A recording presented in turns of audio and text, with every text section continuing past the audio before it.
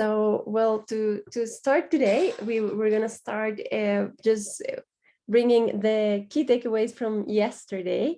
And if you want to add anything, please feel free to do so.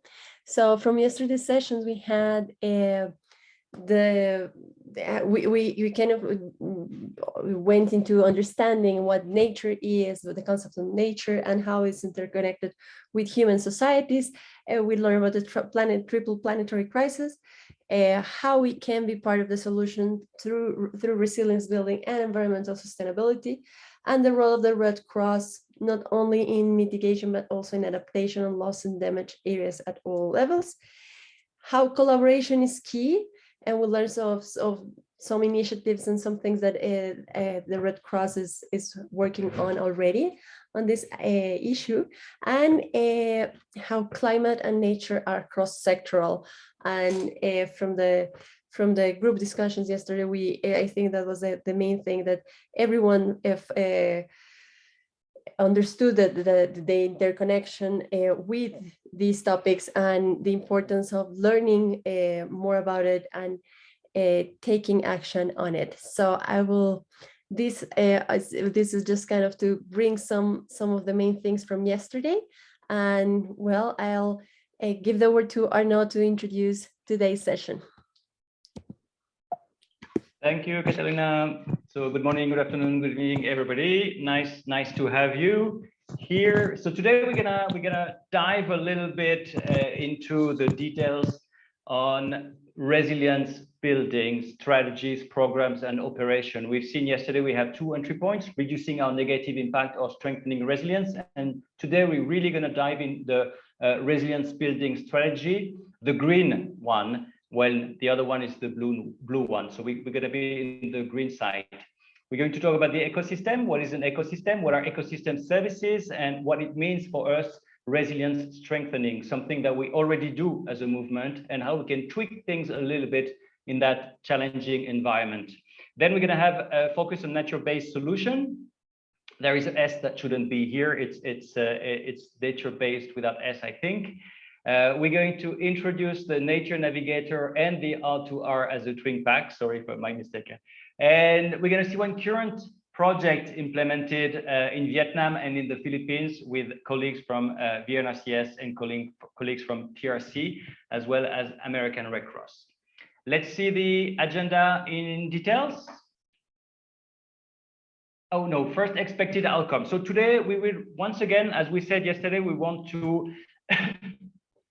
to clarify the different concepts and the different wording that we are using. And one of the objectives today is to introduce the concept of nature-based solution and to see how specific nature-based solution is and how it is different from all natural resources management activities that we might undertake usually.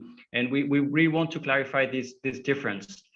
We want to see how nature is relevant for humanitarian action, where in whichever sector we are working or in whichever job we are having, understanding the cross-sectoral nature and the importance of integrating climate and resilience into our work when we are doing our strategic planning and where we're thinking about our activities, whether we're talking about programs or operation.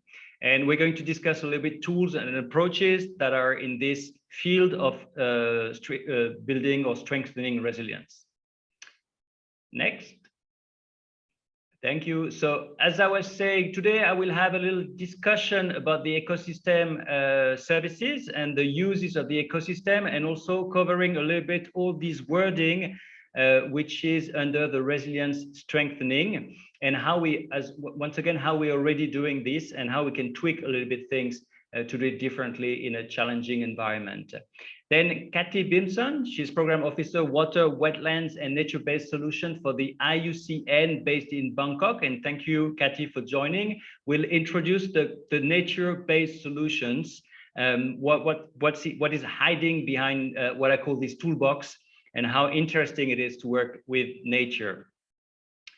After that, we will have a presentation from Patrick Bolt from Banyanir, who is, yeah, next, thank you, who is our consultants supporting us on the Nature Navigator. Yesterday, you had an introduction to the Nature Navigator, and today we're going to focus a little bit more on how the Nature Navigator aligns with the roadmap to resilience.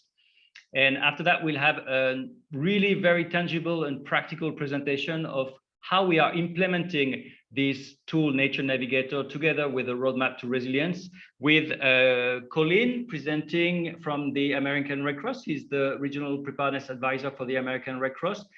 He will present from VNRCS. Unfortunately, we couldn't join today, but they've prepared their presentation on what they're doing in Vietnam. And then our colleagues from the Philippine Red Cross will present their activities at the end of this session. We will then have a little discussion on how we can bring the nature perspective in our work. It's going to be a group discussion, and then we will be closing this day. Thank you.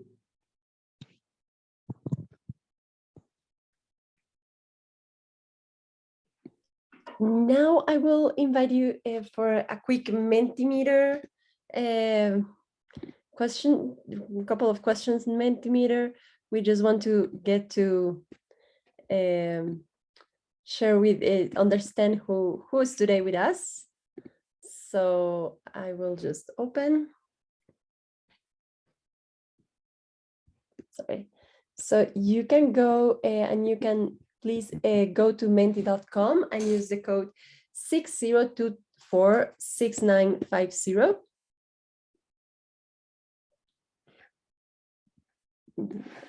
Yeah, perfect. So I will just copy this in the chat box just in case for all of you to have it. Good. So we want to know if you were here yesterday. That's actually our first question. We want to know if you got the intro from yesterday's session, or if you're just new today. Okay, these questions are coming, answers are coming through. I'll give you a couple of minutes just to log in.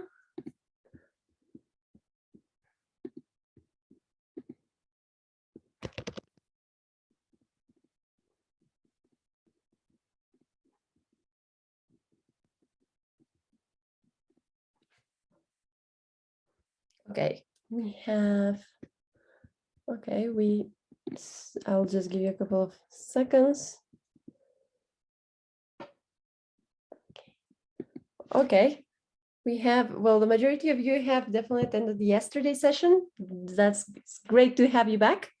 And we have a few participants that haven't. So we will, in any ways, keep you updated. Perfect. So I will go on the next question now. So where are you joining from? If you can please type which country or city, whichever you prefer, are you joining from? Great. We have reference center, Dakar, Bangladesh, Japan, Nepal, Mongolia. Okay. We have more participants from Cambodia and Philippines. Burundi also. Burundi. Sorry? There is someone from Burundi. Oh. Burundi Red Cross. Yes. That's great. Welcome. Thanks for joining us. Burundi. Thank you very much. Thank you. And we have also someone from Togo. Aglame. That's great to have you all here. I see Dakar. So I think we have 7 hours with Dakar. Good morning in Dakar. Good. Okay, so, well, we have also Spain, and well, South Korea, Nepal, Bangladesh, Malaysia, Mongolia, Philippines, Cambodia, Lebanon, Bangkok, well, South Africa as well. So we have a couple of colleagues from Africa as well. That's great and welcome. So I'll go for the last question. Sorry, no, this is not the last one. But who do you work for? We just want to know if you work with an Asia Pacific National Society, IFRC, PNS, Reference Center, or other organizations, or national societies from other regions, just to have a quick overview. Good. Okay.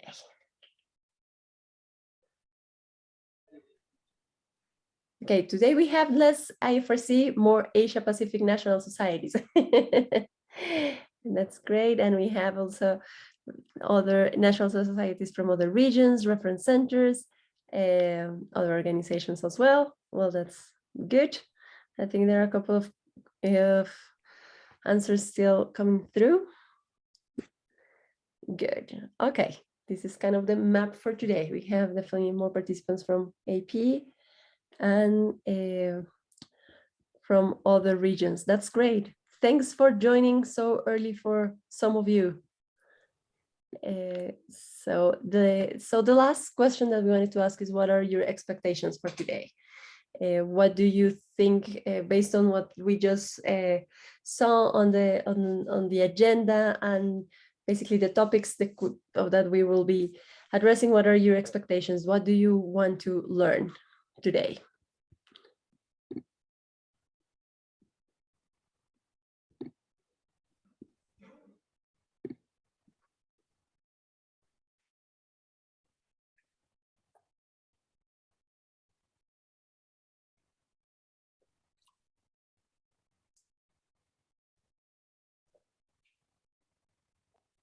Okay, we have some answers already. Local experiences on working with nature. I think we'll have some of that to be able to plan, address, and manage climate and environmental crises. In nature-based solutions, that will be the topic today. To be able to learn what are nature-based solutions, practical nature-based solutions, implementing response, more practical stuff in terms of building resilience and NBS. Ecosystem restoration management, understand planning climate change in organizations, learn how to integrate climate adaptation into the DRR and community resilience, learn about the Nature Navigator, how it can enhance the DRR initiatives and inform nature-based actions, localization, know more about climate justice. Oh, sorry, I missed that one. Okay, detailed concepts, tools, and evidence-based experience. Learn more about Nature Navigator, sorry. And okay, if we quickly go through everything. Okay, community engagement, how to address the effects of climate. Yeah, good. I think in general, I think we might be able to address all these expectations, or know what you say. Yeah, I think very, very interesting. Thank you very much, all of you, for answering those questions. We already had those yesterday, but it's really helping us mapping a little bit who you are, where the interest coming from, what are the keywords. It's a survey we want to use also for future discussion with you, future webinars. So really, we are measuring with those questions the appetite for nature. So very interesting answers. Of course, I can see a lot of nature-based solution, and I'm very excited because we really want to address this. Localization, also something related, of course.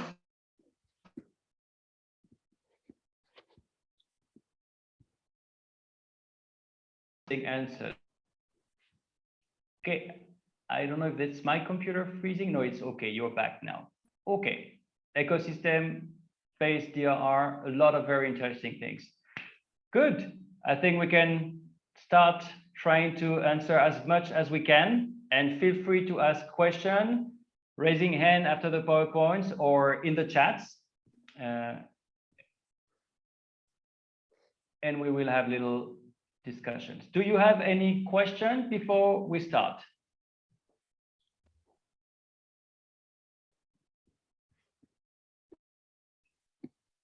No question? I don't see any. Okay. Do you see my screen? Yes. Okay, I have a question. Please. I want to know if there'll be a French translation because I think my English is not very good. Il n'y aura pas de traduction en français à part pour la réponse. Unfortunately, I'm sorry, we can't have it in French, so it's gonna be in English, this one. But we are working with Phoebe in IFRC Nairobi to reproduce that, to have these sessions also in Africa in English, Portuguese, and French. Okay, thank you very much. Sorry for that. You can chat if you want, and I can translate. But most of the presentations are in English, if not everything. Okay, I try to speak in English, even though it is not very good. Don't worry, we all, me the first, struggling with English. Feel free, no problem. Okay, thank you. Do you see my screen? Yes, I see. Okay. All right, so I'm going to start now. I'm not in the usual presentation mode, which I don't really like, but that should be okay.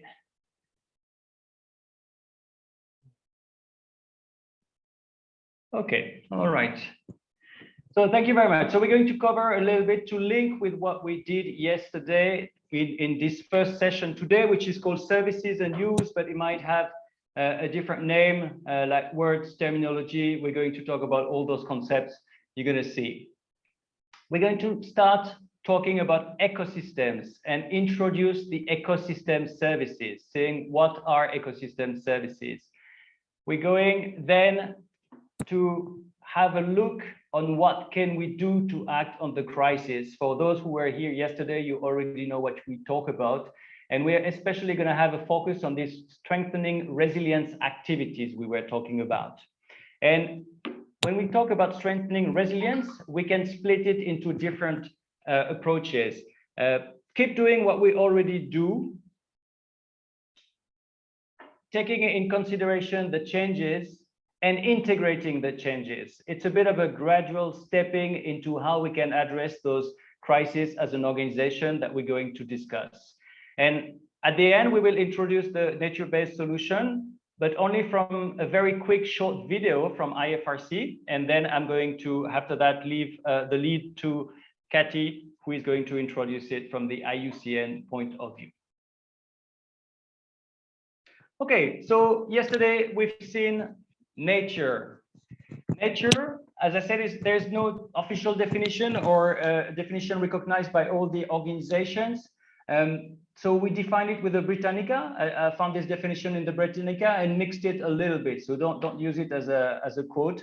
But nature is the physical world, and by this we understand not made by people, and everything in it, air, water, soil, plants, animal, etc., as well as the interaction within and between them. So that's important to see that in nature, it's not the sum of different units, but it's those units plus the fact that they are all interacting with each other.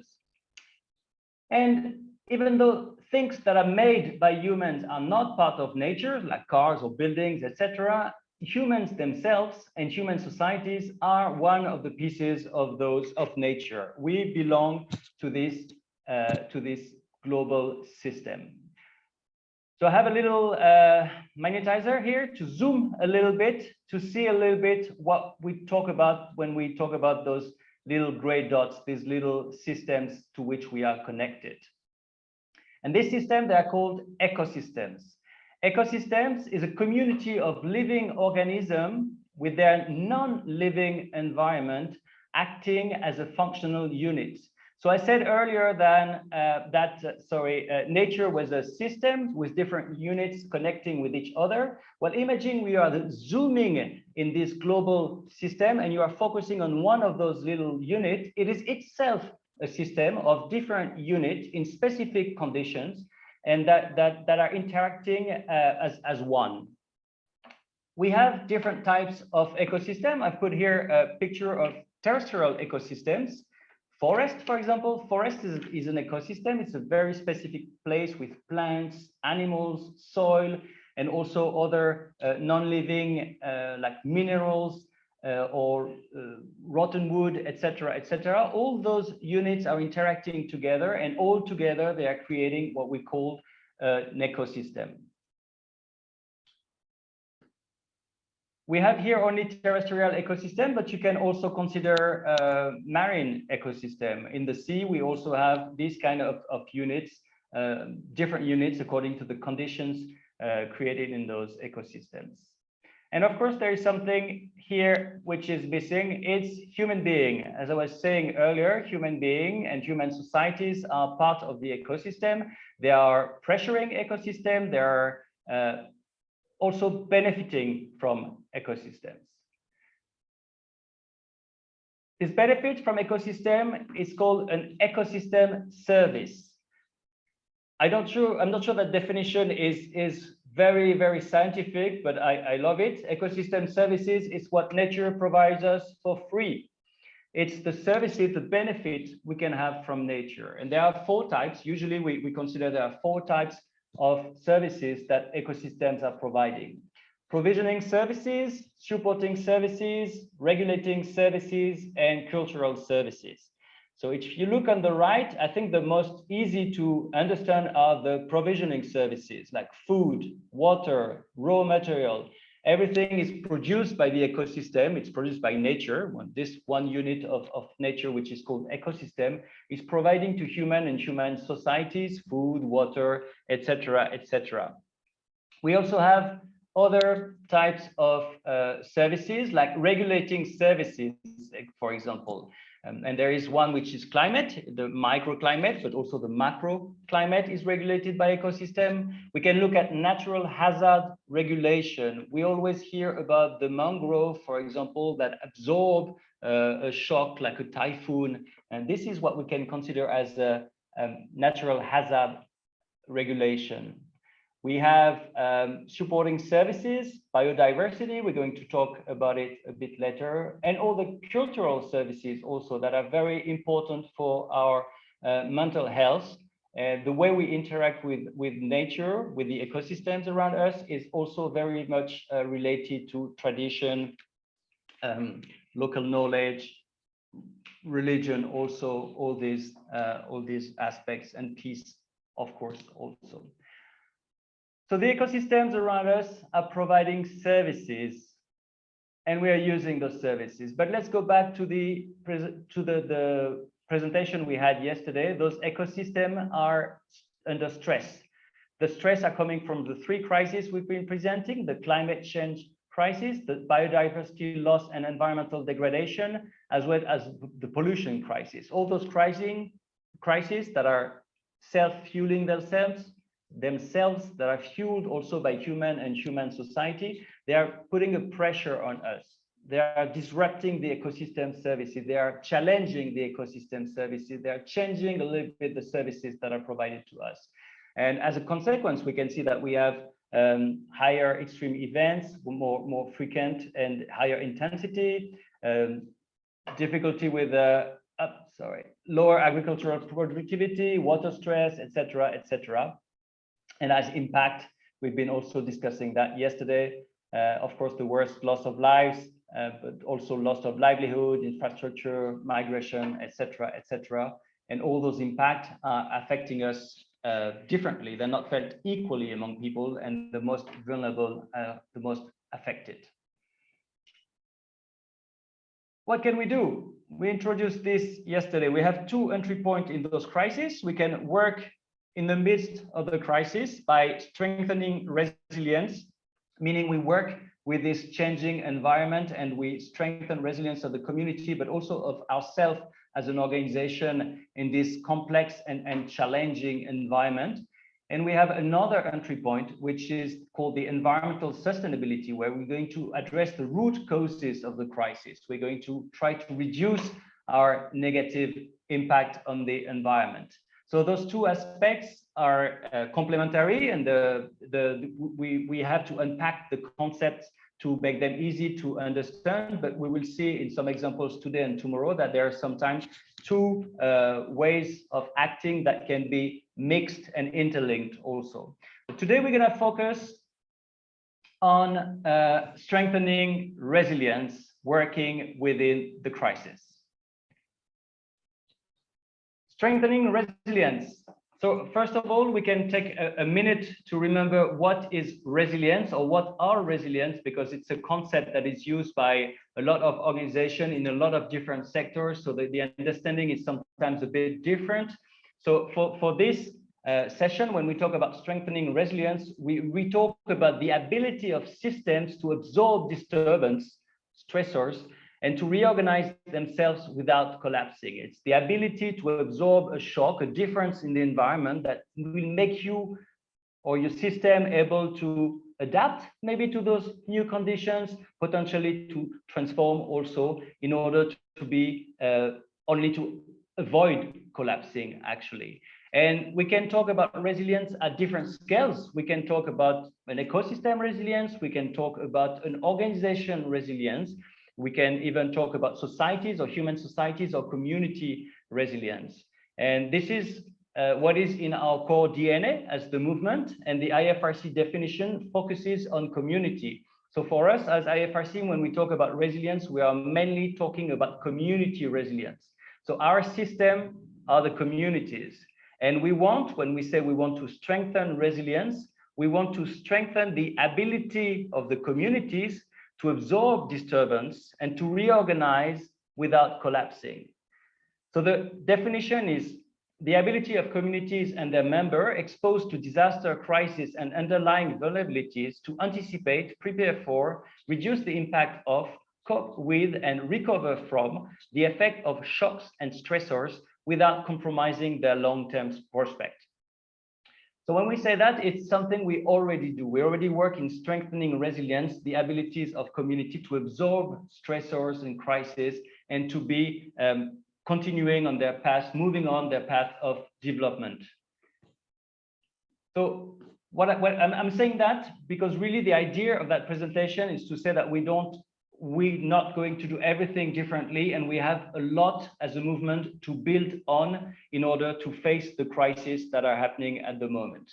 So we can be part of the solution, and this entry point is resilience strengthening. When we talk about resilience strengthening, it's important to see that we talk about two things: the external resilience to us, meaning the communities, strengthening community resilience. But also we need to consider ourselves as an organization to be resilient, because we are also under the stressors of those triple crises, planetary crises, and we also have to absorb those changes and to adapt to this challenging environment. So we're going to talk about the integration of the crisis and their effect in our strategic, operational, and programmatic activities. And once again, some things to adapt to those new conditions, to strengthen resilience, we already do, and others we can approach with a little bit of a different and a little bit of a new angle. What I'm going to present after is these type of approach or activities that we hear a lot, and just to try to clarify which concept is under all of those things. The first one we already know: awareness raising, community resilience, and disaster risk reduction are things we are doing for a long time. It's part of our DNA as a movement. Then I will introduce and talk a little bit about climate change adaptation, something we already been discussing yesterday. This word was already used by some of the facilitators, so we're going to have a quick view at it. And then we're going to talk about climate smart programming and operation. That was also something that was mentioned yesterday. What is exactly climate smart programming and operation? And finally, I will open on nature-based solution, but without giving too many details on this. All right, so let's start. We start by a slide which is called "Keep doing what we do." What can we do as a movement to strengthen resilience? Well, the first thing is that we have an added value. We really have knowledge. We are very good at a lot of things, and one of these things is awareness campaign. Working with community, raising awareness. And we can do that in the midst of those crises. We can spread the word among communities, and we can discuss and warn people about what is climate change, for example. This is something that we are doing through a program called Why Adapt. It's already a set of tools that we can use as national societies to communicate with the communities and to pass the message about climate change. So we can organize trainings on climate crisis. We can have some community education, awareness raising activities, school-based activities. We are very good at it. We address it with climate. But what about biodiversity loss, environmental degradation, and pollution crisis? So these are the two other environmental crises. Those one also could be included in our key messages we send to communities. It's something that would be, I think, very valuable and very relevant, and something we're in a very good position to do. So keep doing what we do, raising awareness. Keep doing what we do, also working in disaster risk reduction and community resilience. So I'm not going to really discuss those two things today, but we already work in community resilience and in disaster risk reduction. By doing so, we are having some activities that seems to be without direct relation with nature and climate. For example, immunization campaign. We are participating to strengthen the health of communities. So we are really building resilience, but this doesn't seem very obviously related to climate and nature, at least at first view. We have activities also in terms of disaster risk reduction and resilience strengthening that are more directly related to nature and climate. For example, here, early warning system and simulation exercise. Of course, we are using early warning system to prevent disasters. And with climate change, we're going to have more and more disasters. So this is easier to see the way we are related to climate and nature with these kind of activities. And there are even some activities where we are already working with nature. Livelihood, food security, natural resource management. We have some resilience strengthening activities that involve nature and such as agricultural or food security activities mainly. So we're doing that. We keep on doing that, but maybe we need, in this once again challenging environment and challenging world, to bring a little bit of a new perspective as the conditions are changing. And by bringing this new consideration, taking in consideration the changes of the environment we are working in, is usually called climate change adaptation. Climate change adaptation is a broad term that you will hear a lot. It's often compared with climate change mitigation. So climate change mitigation means reducing our negative impact on the climate crisis by reducing the emissions of greenhouse gases. And this one is climate change adaptation, which is adjusting what we do to the actual or expected climate and its effect. It's taking in consideration that the climate today and the climate tomorrow is not the one that used to be, and therefore we have to adapt. It's called climate change adaptation, and we hear that quite often in different contexts. I think one of the easiest way of addressing it or understanding it in the activities that we are already doing, taking in consideration those changes, are modifying a little bit the way we support agriculture.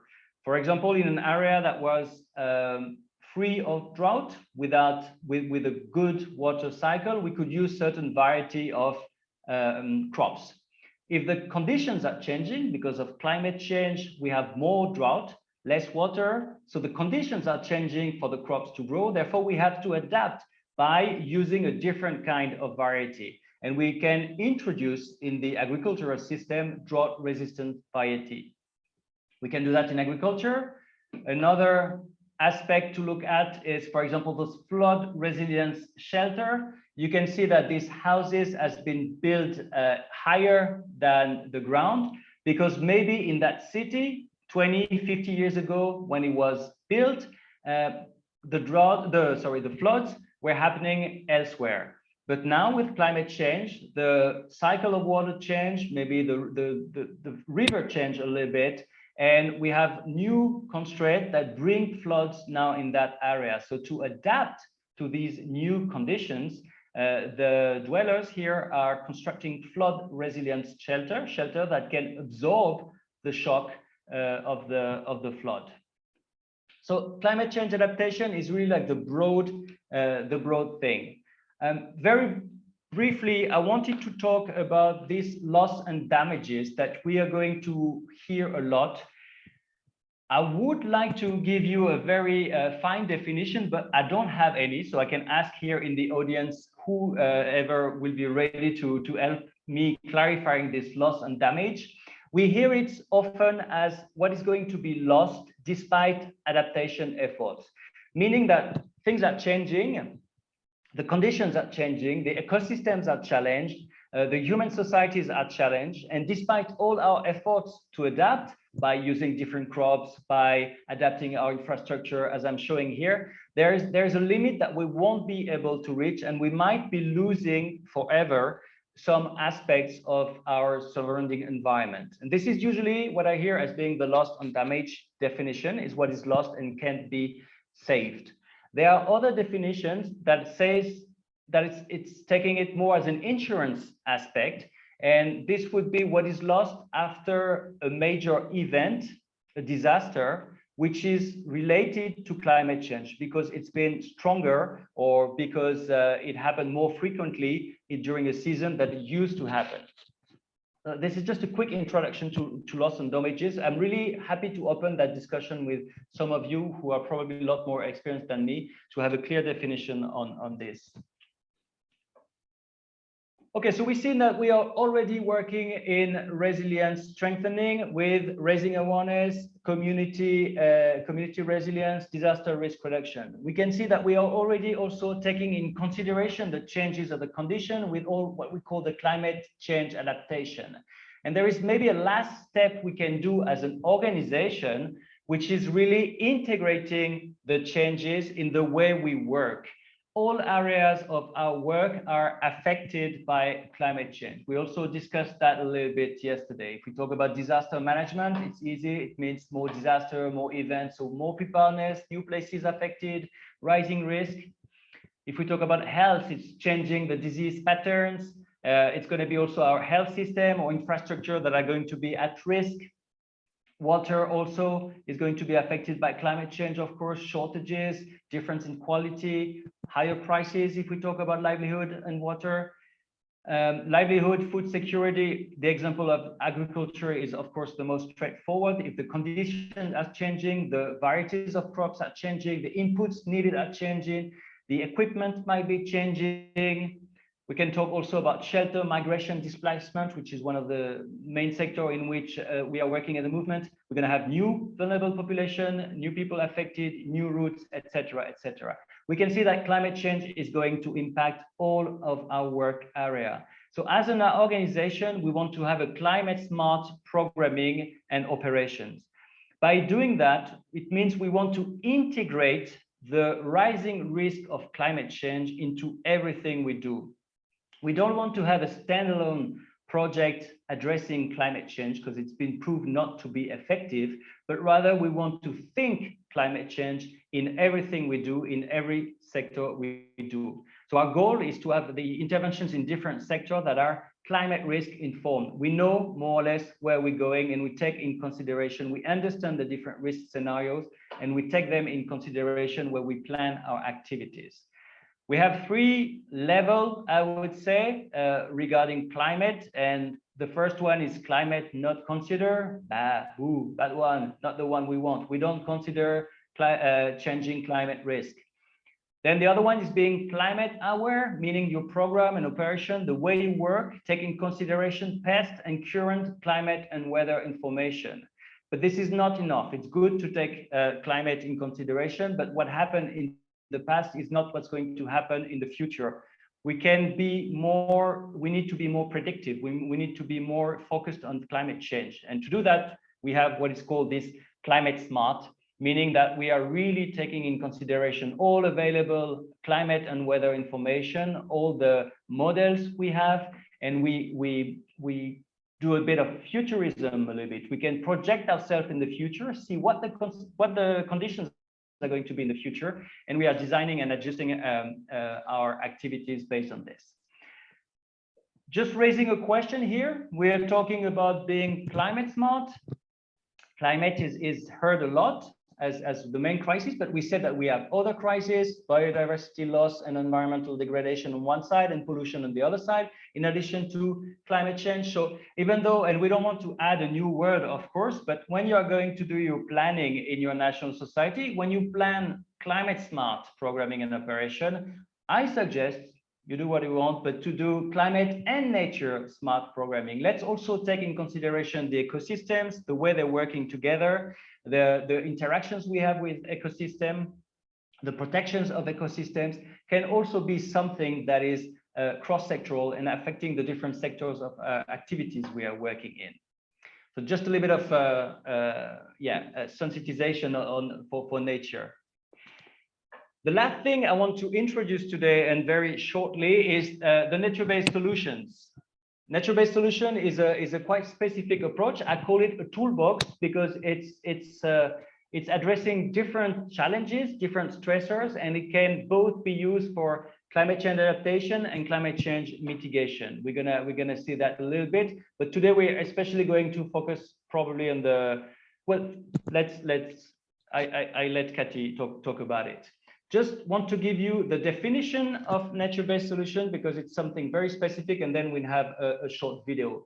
Nature-based solutions are the actions to protect, sustainably manage, or restore natural ecosystem that addresses societal challenges effectively and adaptively. And by societal challenges, we mean climate change, health, food, water security, DRR, and that provide simultaneously human well-being and biodiversity benefits. So you can see there is a long definition of nature-based solution. It's something very specific that has been framed, and we're going to hear about it just after this. I will just show you the presentation on the video, sorry, from IFRC. Before the question and answer, let me just close that. Can I do it? Okay. I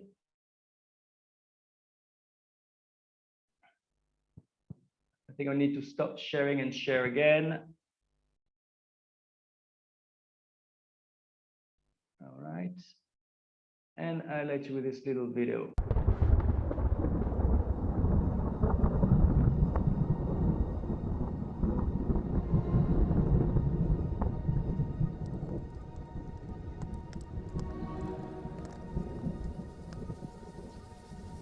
As the impacts of the climate crisis intensify, we need to intensify our efforts to adapt to climate change and reduce disaster risks for communities on the front line of the climate crisis. While climate change and disasters such as flooding can destroy natural resources, our experience has shown us that nature can also provide solutions. Nature-based solutions, like protecting and restoring forests and wetlands, can enhance the resilience of rural and urban communities by buffering against extreme events, storing carbon and providing food. 1/3 of humanity depends on forests for their livelihoods and well-being. Upland forest restoration can slow water runoff and reduce river flooding downstream by up to 80%. Restoring mangrove forests, meanwhile, can protect us from storm surges.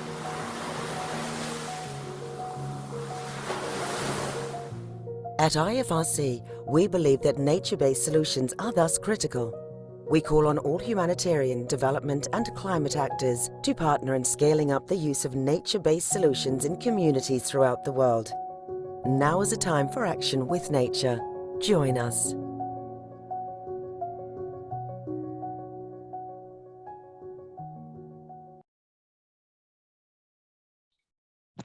Now it's the time for action with nature. Join us. Okay, I'm of course very late, as always, sorry for that. Do you have any question we can quickly address? I think I've seen a hand raised.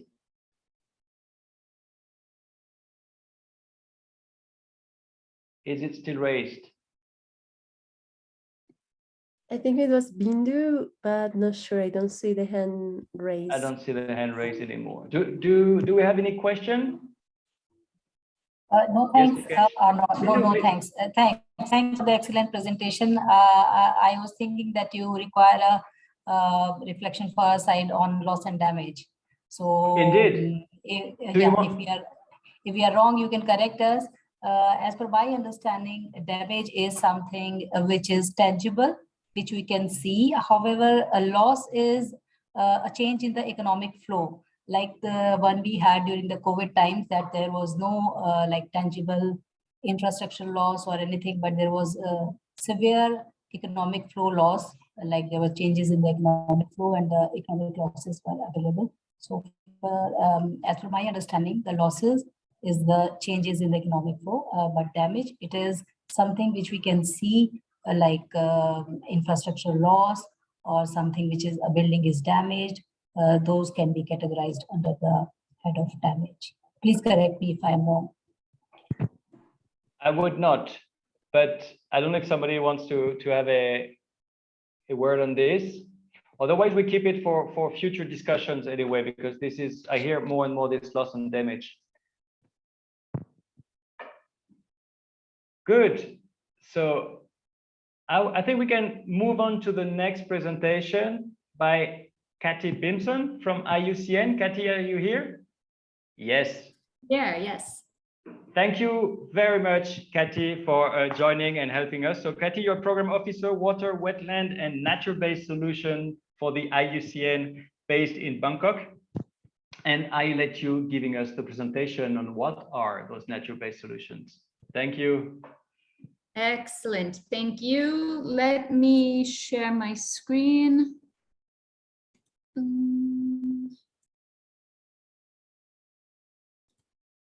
All right, so I hope you can see that. Can you just confirm that you can see the screen? Yes. Excellent.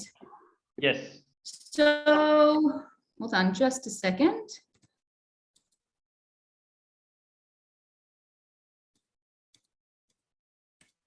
I'm having trouble finding my side of the screen. And my PowerPoint just crashed. Okay, hold on just a sec. Sorry about that. I will share my screen again. No worries. Beautiful landscape. Very good to see. Of course, Microsoft only crashes when you need it. All right. Try again here. Okay, how's that? It says yes, it's here. Okay, so, sorry about that, everyone.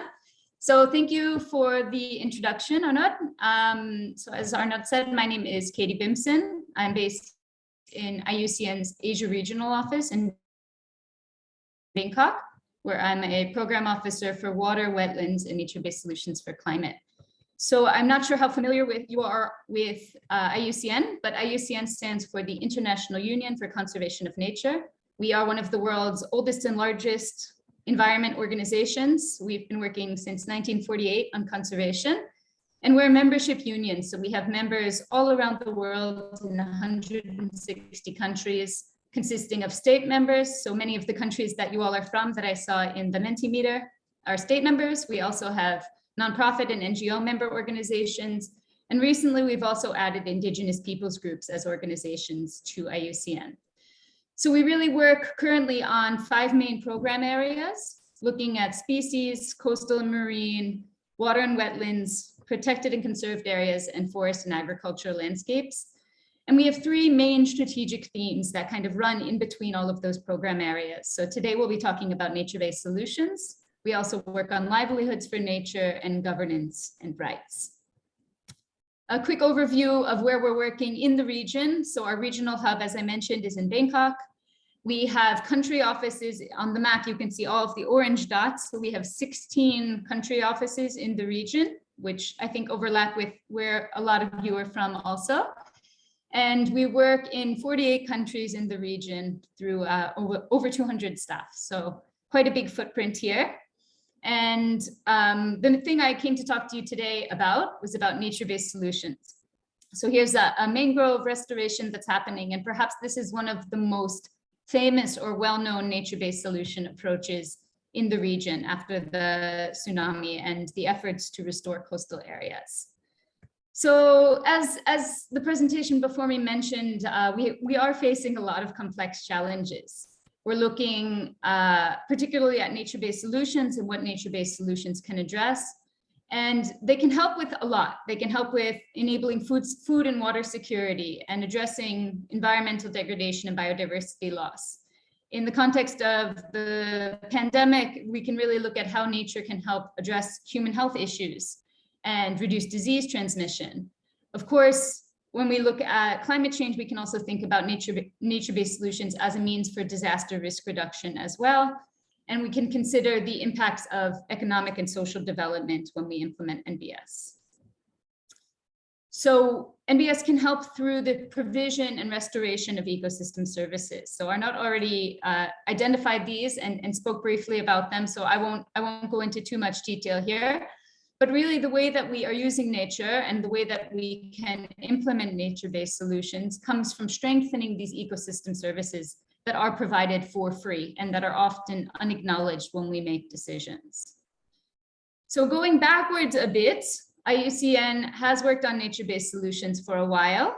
However, previously, we really looked at how we could safeguard nature at the exclusion of people. So historically, there was a lot of work by countries and by IUCN and many nonprofits working on conservation, looking at developing protected areas, for example, where humans were not allowed in, so excluding people to safeguard nature. And we since shifted because we realized that wasn't a sustainable model. We realized we needed to engage local communities and engage local stakeholders, understand the issues they were facing, and trying to see how we can support them while restoring, managing, and protecting nature to provide benefits to both people and to ecosystems.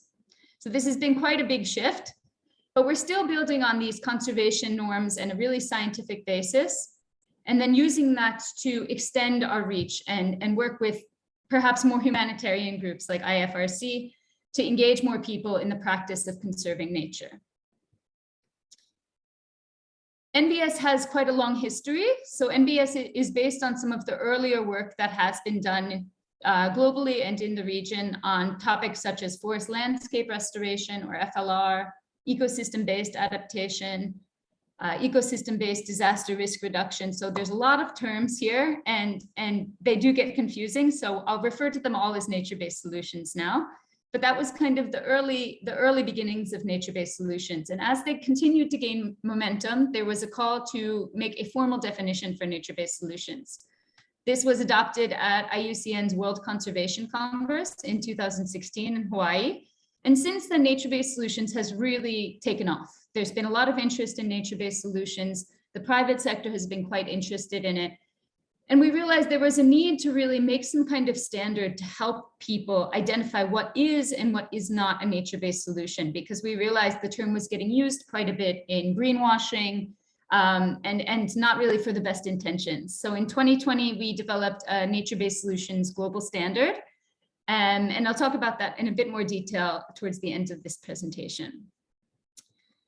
So again, just to reiterate the definition of nature-based solutions, it is a long one. I think it is worth reading again for all of you. But the main components really are ensuring that we're protecting, managing, and restoring natural or modified ecosystems to address societal challenges, and making sure we're really providing these human and biodiversity benefits. If they only benefit biodiversity, it's not a nature-based solution. If it only benefits people, it's not a nature-based solution. It needs to benefit both. And another important point on this definition is that the United Nations Environment Assembly, UNEA, recently adopted a very similar definition to nature-based solutions in March of this year.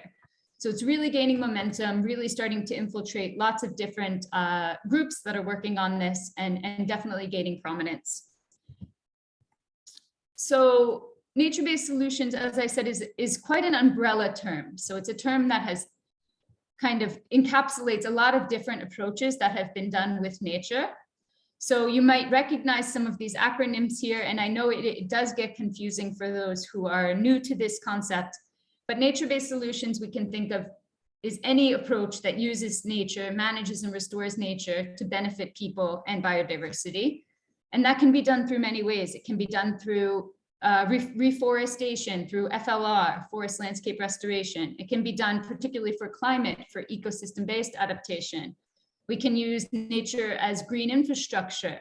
So there's many different ways to implement nature-based solutions. And I don't want you to get too caught up in all of these acronyms, because some people focus too much on this. And the idea is, as long as we're providing these benefits to people and biodiversity, we're going to consider it a nature-based solution. So what is and what is not a nature-based solution is the next confusing point for many people. So moving from left to right, you can see in the left photo, we have some windmills, which is a great example of a nature-derived solution. It is using nature, it's using wind to minimize our impact on the environment, because we are harvesting wind and not using fossil fuels. So that's great, but it doesn't particularly provide these direct biodiversity benefits. And we're not managing or restoring or conserving an ecosystem here. So it's not a nature-based solution, it's a nature-derived solution. We also have nature-inspired solutions. You can see in the middle photo, this is a building that has been designed to be cooling. It's using technology that's based on ideas that came from nature. So it was inspired by nature, but again, it's not providing those biodiversity benefits. And in the final photo, you can see an urban park where there's many trees. There's some wetlands that can absorb rain during the rainy season. It does provide these biodiversity benefit. It increases aquatic and terrestrial habitat, and it allows people to have recreational benefits and aesthetic benefits. So this is an example of a nature-based solution. For those of you who are in Bangkok or have visited Bangkok, recently we've extended a traditional park, and they've made a wetland park there. And that helps reduce flooding during the rainy season. And it's also a very, very beautiful kind of newly thought of kind of design for a park. So this is another example of a nature-based solution. It's also important to realize that nature-based solutions, they're not standalone solutions. They don't have to work on their own. They can work as a suite of options in a management strategy. So if we think about nature-based solutions, for example, if we're talking about mangroves and restoring mangroves, we can. That is absolutely a way we can go. But for example, if the waves are very strong and they knock over all of the baby mangroves, perhaps you first need to put a seawall out so that the trees have a chance to continue growing. So you might be looking at hybrid options. And then once the trees are strong enough, you can remove these concrete barriers. Or maybe in this particular area, nature-based solutions just don't work. In that case, you can go for a gray infrastructure option. That's possible as well. And we need to always make sure we're considering the political and the social implications of these, and making sure we're garnering support for nature-based solutions, because again, they don't do well on their own. They need to be part of an integrated network here. So an example of a hybrid approach, probably one of the more common examples, is a water treatment plant. So you can see on the right side, we have our business as usual approach. We have some concrete gray infrastructure, water treatment tanks. But if you can combine gray infrastructure with natural infrastructure, after the water is treated here, you can spend less money on treatment, release the water into a wetland, for example. The wetland can naturally filter the water and treat the water before it's inputted into a river. So this is an example of how nature can work with gray infrastructure, reduce overall costs, and also be providing habitat for biodiversity. So this is what we're also looking at. We're not saying that we only need nature-based solutions. We're saying they should be an option of one of the many options that we're looking at when we're considering societal challenges. Looking at it in a basin level, we can see on the left side of this drawing is kind of a business as usual approach, where we have forests that are degraded up in the mountains. We have kind of intensive agriculture coming downstream. There's a lot of runoff from this agriculture. The river is straightened. There are levees on the river to prevent flooding, perhaps. The coast is degraded. There's some intensive aquaculture there. There's huge waves coming in. There's a gray city that doesn't have many trees. So that's kind of what we're looking at if we look at most basins in the world right now. Shifting to a nature-based solutions approach and how we could integrate nature-based solutions, on the right-hand side, you can see we've done some forest landscape restoration up by the headwaters of the river. So this is allowing water to be captured, it's reducing runoff, it's reducing erosion, and it's also providing, of course, habitat for many, many species. And then as you look down the river, you can see the river is meandering. It's no longer straightened. There's no need for the levee anymore because there's a wetland there. So the wetland is absorbing the water that comes off and releasing it during the dry season. So maybe there's less need for irrigated agriculture, for example, for these communities. You can also see that they've promoted agroforestry in the basin. So more diverse crops, less pesticides used, less chemical inputs used, and again, more space for nature and for wildlife that might use that area. In the urban area, you can see they've reforested, they've made some, maybe some green parks there, some green walls, green buildings. This is an example of a sponge city, which was piloted very successfully in China. So squeezing in nature where they can in these formerly very gray areas. On the coast, they've done some mangrove restoration, some coral reef restoration to reduce the strength of the waves, to reduce coastal erosion, to also provide habitat for the many fish and act as a fish nursery on the coastal area. And there's an ecosystems approach to fisheries management. So this is a best case scenario. And of course, it's a theoretical example, but these are all different ways that nature-based solutions can be implemented kind of from the mountaintops to the coral reefs. And these are all different suites of water-based, nature-based solutions that can be done. Looking at this in concrete examples, you can see this is the Bond Challenge. The Bond Challenge is a huge global effort around the world to try to restore forests. So countries make pledges to the Bond Challenge. And one of the examples from Asia that's, I think, really an exemplary example is in Pakistan. So Pakistan made a pledge to the Bond Challenge and they already exceeded their pledge and then they increased their pledge. Pakistan realized that planting trees was really good in terms of green jobs. It provided a lot of jobs for women and youth and disadvantaged communities. And it also provided these huge benefits in terms of ecosystem services and biodiversity.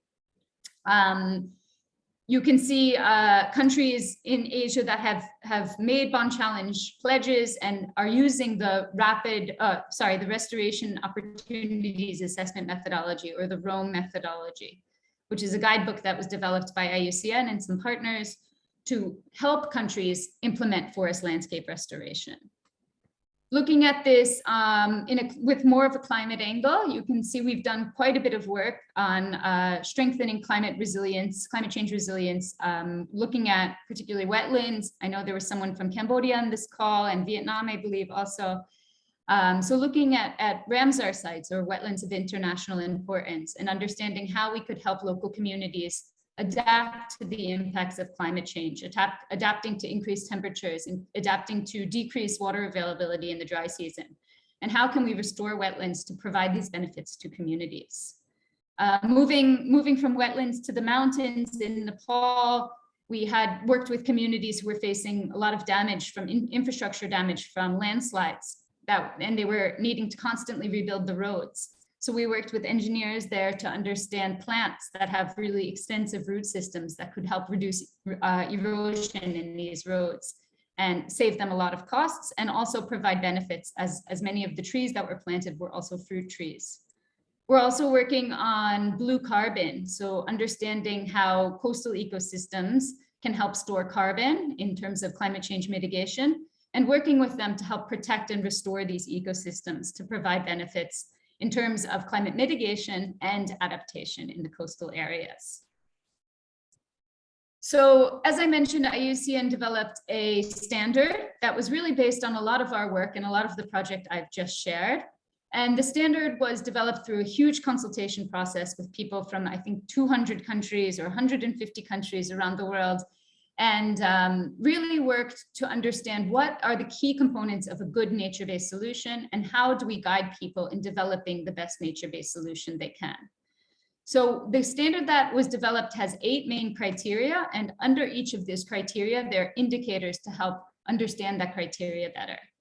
The 8 criteria are going to be quite familiar to you after this presentation. So first is that the nature-based solution that you're implementing must address the societal challenge, whether that's climate change adaptation or food security or disaster risk reduction. Second, you have to define your nature-based solution scale. You need to make sure you're working at the right scale to address the impact that's been identified. For example, if you have a lot of flooding and you plant 3 trees, it's probably not going to address the problem. You need to understand what scale you need to work at and ensure you're communicating with the right people at that scale to make a strong intervention. The next 3, the first one, criterion 3, is on biodiversity net gain. So that's part of the NBS definition, making sure we really understand where we are with the baseline of nature-based solutions and the biodiversity status, and then how the nature-based solution changes the biodiversity and benefits biodiversity over time. Criterion 4 is on economic feasibility. We need to understand how much the measure will cost, if it's feasible, if we have the funding for it, and also how will it be sustained over the long term. We can't just implement a measure and leave it. We need money to make sure we're monitoring, make sure it's working correctly, and we need to have a plan to do that. Criterion 5 is on inclusive governance, and this is a lot on local stakeholders, working with stakeholders and government to understand who will benefit, who will lose, how do we mitigate those impacts. Are Indigenous people affected by this? Is there free, prior, and informed consent from them? Are marginalized groups like women or elderly disproportionately impacted, and how do we mitigate those impacts? So really looking at the people aspect of the nature-based solution and making sure all the right people are involved and that there's a grievance mechanism in place in case someone is not happy or they feel like they want to be heard. Criterion 6 is on trade-offs. So making sure that if we're limiting access to a resource, that we are providing some mitigation for them, for the people who have lost that access. For example, if you're making a fisheries conservation zone and you're limiting the amount of fish that people can take from the area, how are you compensating them or giving them access to another means of income so that they're not suffering any losses? Criterion 7 is on adaptive management. So making sure you're constantly monitoring and evaluating your nature-based solution to understand the positive and negative impacts and making changes as necessary to the intervention. And criterion 8 is on mainstreaming and sustainability. So making sure that the lessons learned from the nature-based solution are shared through policy with policymakers and able to be upscaled if they're beneficial and providing the benefits that they were anticipating. So the standard has 3 main parts. First is the standard itself, which has each criterion, the indicators, and a bit of explanation on the criterion and a case study. The second part is the guidance, which has kind of a more in-depth story behind each criterion and explains how they developed the criteria. And the third part is a self-assessment tool. This is an Excel sheet that lets you self-assess how well you've met each of the indicators in the standard. And when you use the Excel sheet, you go through each of the indicators and you can self-rate yourself whether you've strongly, adequately, partially, or insufficiently met each of the indicators. And at the end, you get a stoplight measurement of how well you've done. So for example, on this measure, criterion 1, 2, and 3 were strongly met, very good, little room for improvement. But on criterion 4 on economic feasibility, it was insufficient. So the standard is meant as a way to show you where you can improve. It's not meant to say, yes, it is, or no, it's not. It's meant to say, here's where you need to improve to make sure what you're doing is a nature-based solution. And you can then reassess once you've made the changes and once you've addressed the issues, and to try to make it a full nature-based solution. So this one, for example, is not in adherence with the IUCN global standard, but it could be if indicator 4 was strengthened. So that's a brief overview. I'm happy to take any questions. I know I've just said a lot in a very short time, but please let me know if you have any further questions. Thank you very much, Kathy. You said a lot, but you respected the time. Thank you. I did not. Thank you very much. Do we have any question? in the audience on nature-based solutions? Please. Hi, can you hear me? Hello, Yes. Chiaki, we can hear you. Yeah, I am from Japanese Red Cross. I am Chiaki. Thank you for your presentation. And you mentioned about blue carbon, and I am recently interested in blue carbon, which is keeping carbon inside of them for thousands of years, which is longer than gray carbon on land. Then I am curious about the possibility to join those kind of projects as Red Cross. So do you think there's possibility or strong point for Red Cross to join or lead the blue carbon project in terms of the ecosystem-based disaster risk reduction? This is, because recently private sectors joining those kind of projects of mangrove to get the carbon credits for carbon offset. So I would like to know the difference between a private sector and NGOs or private sector of civil society or as Red Cross. I would like to ask your idea about this. Thank you. Yeah, this is definitely a topic that is growing in interest, I think, in Asia and around the world. There's a lot of interest being paid to blue carbon ecosystems, and there's a lot, I would say there's a rush to try to monetize it, to make it part of some kind of trading system. But as far as I know, people have been quite slow on figuring out how exactly the best way to do that is. I don't know how the situation is in Japan specifically, but I know in Thailand, we're working with the Department of Marine and Coastal Resources and trying to understand how exactly can we understand. The first step, right, of course, is understanding exactly how much carbon is being sequestered by these ecosystems, because it will change based on the species that are there and the composition of the forest. And whether you're looking at, for example, seagrass blue carbon or mangrove blue carbon. But I think there's still quite a lot of questions. I absolutely think there's high potential for these systems, but I think they need to be understood better before we jump into trading blue carbon credits in most of these countries. I think the first step is really protecting these systems from further encroachment before we move towards blue carbon trading. Arnaud, do you want to add anything, maybe on the Red Cross side? I wouldn't know, honestly. I think it's indeed a very interesting question, and I'm keep thinking on where should we be as Red Cross, as a movement. What are our strengths? Of course, we are within the communities. So in any kind of project, even a private-led project, I think there is a collaboration with the Red Cross that could be thought, where we can link with the communities. Handling it on ourselves, I don't know the subject enough. I don't think so, but I don't know the subject enough. Very interesting questions. Yes. Thank you very much, Jackie. It's no, it's a growing topic. So yeah. Thank you so much. Thanks. Thank you. Do we have any other question?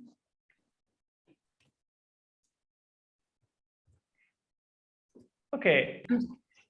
I'm just going to pop the link to the standard and IUCN's NBS page into the chat if anyone's interested in learning more. I know I discussed it all very quickly, so you can pop in there for some more information. Thank you very much, Kadi. It was extremely interesting. And yeah, thank you for joining. And I hope we're going to have the opportunity to work together in the future also, because yeah, that's a very, very interesting subject. Thank you for your presentation.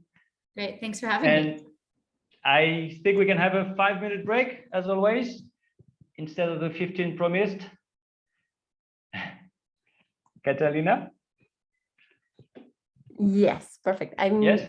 sharing the timer now. Thank you very much. See you in 5.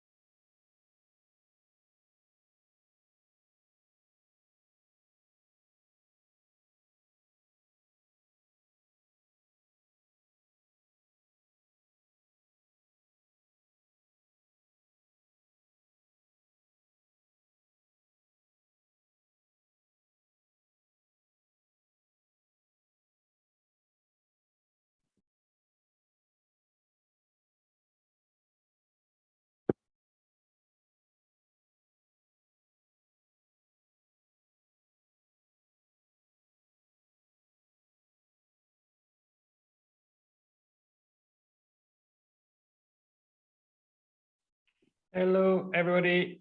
Welcome back. You're here. Okay.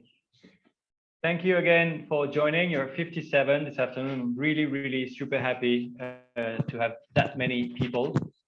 And it's my pleasure to introduce, for those who haven't been joining yesterday, Mr. Patrick Bolt, who is the consultant working for Banyanir company based in Australia, and is the lead author on the Nature Navigator. And thank you very much for joining, Patrick, who is going to have now a presentation on how the Nature Navigator does align with what we already know how to do in the movement with the roadmap to resilience, more specifically. Please, Patrick.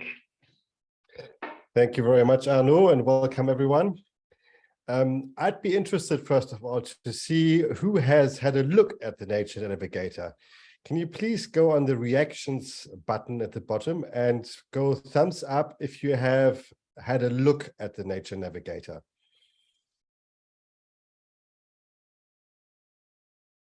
Okay, there are a couple. That's good.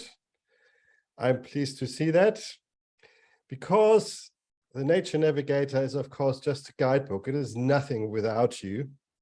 So if you haven't had a look at it yet, then I encourage you to have a look at it, read it, and make use of it, hopefully. Before we get started, I would like to challenge you a little bit. This year, I'm starting with the Lego man person again. This is what the Red Cross is really good at. Huh? We have done a lot of work in early warning, early action, preparedness for disaster response, and the like. And that is great. I mean, basically, your work has contributed, and efforts in disaster risk reduction have contributed to the fact that actually you are nowadays less likely to die in a disaster than you were 20 years ago. We often hear that, the number of disasters are increasing, and that is right. But actually the fatalities are going down, and it's a lot to do with the simple fact that we've gotten a lot better in early warning, early action, disaster preparedness teams, and so on. And that is all good, of course.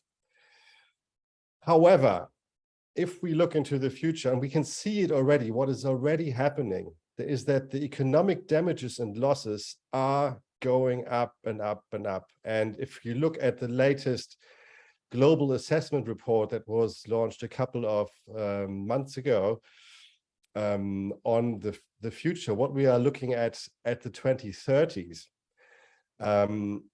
it's not good. It's really scary, actually. They are talking about 540 small to medium disasters, 540 per year. So these people will be very busy, and that's you and your volunteers. However, these people are also only the third line of defense, because if we think about it, we should try to reduce exposure to natural hazards, and also try to reduce the sensitivity to these natural hazards.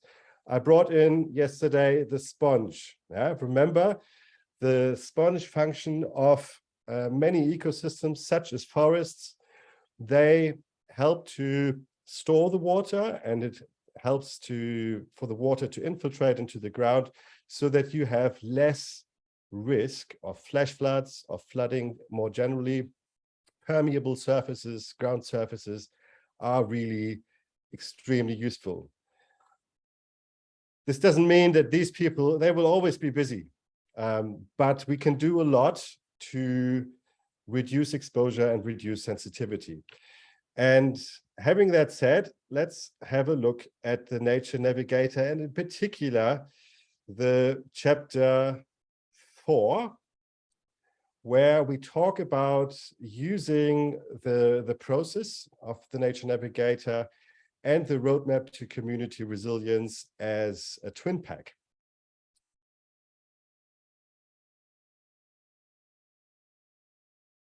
So let us assume that you want to invest in nature-based solutions in your context. I already mentioned there are basically solutions for every hazard.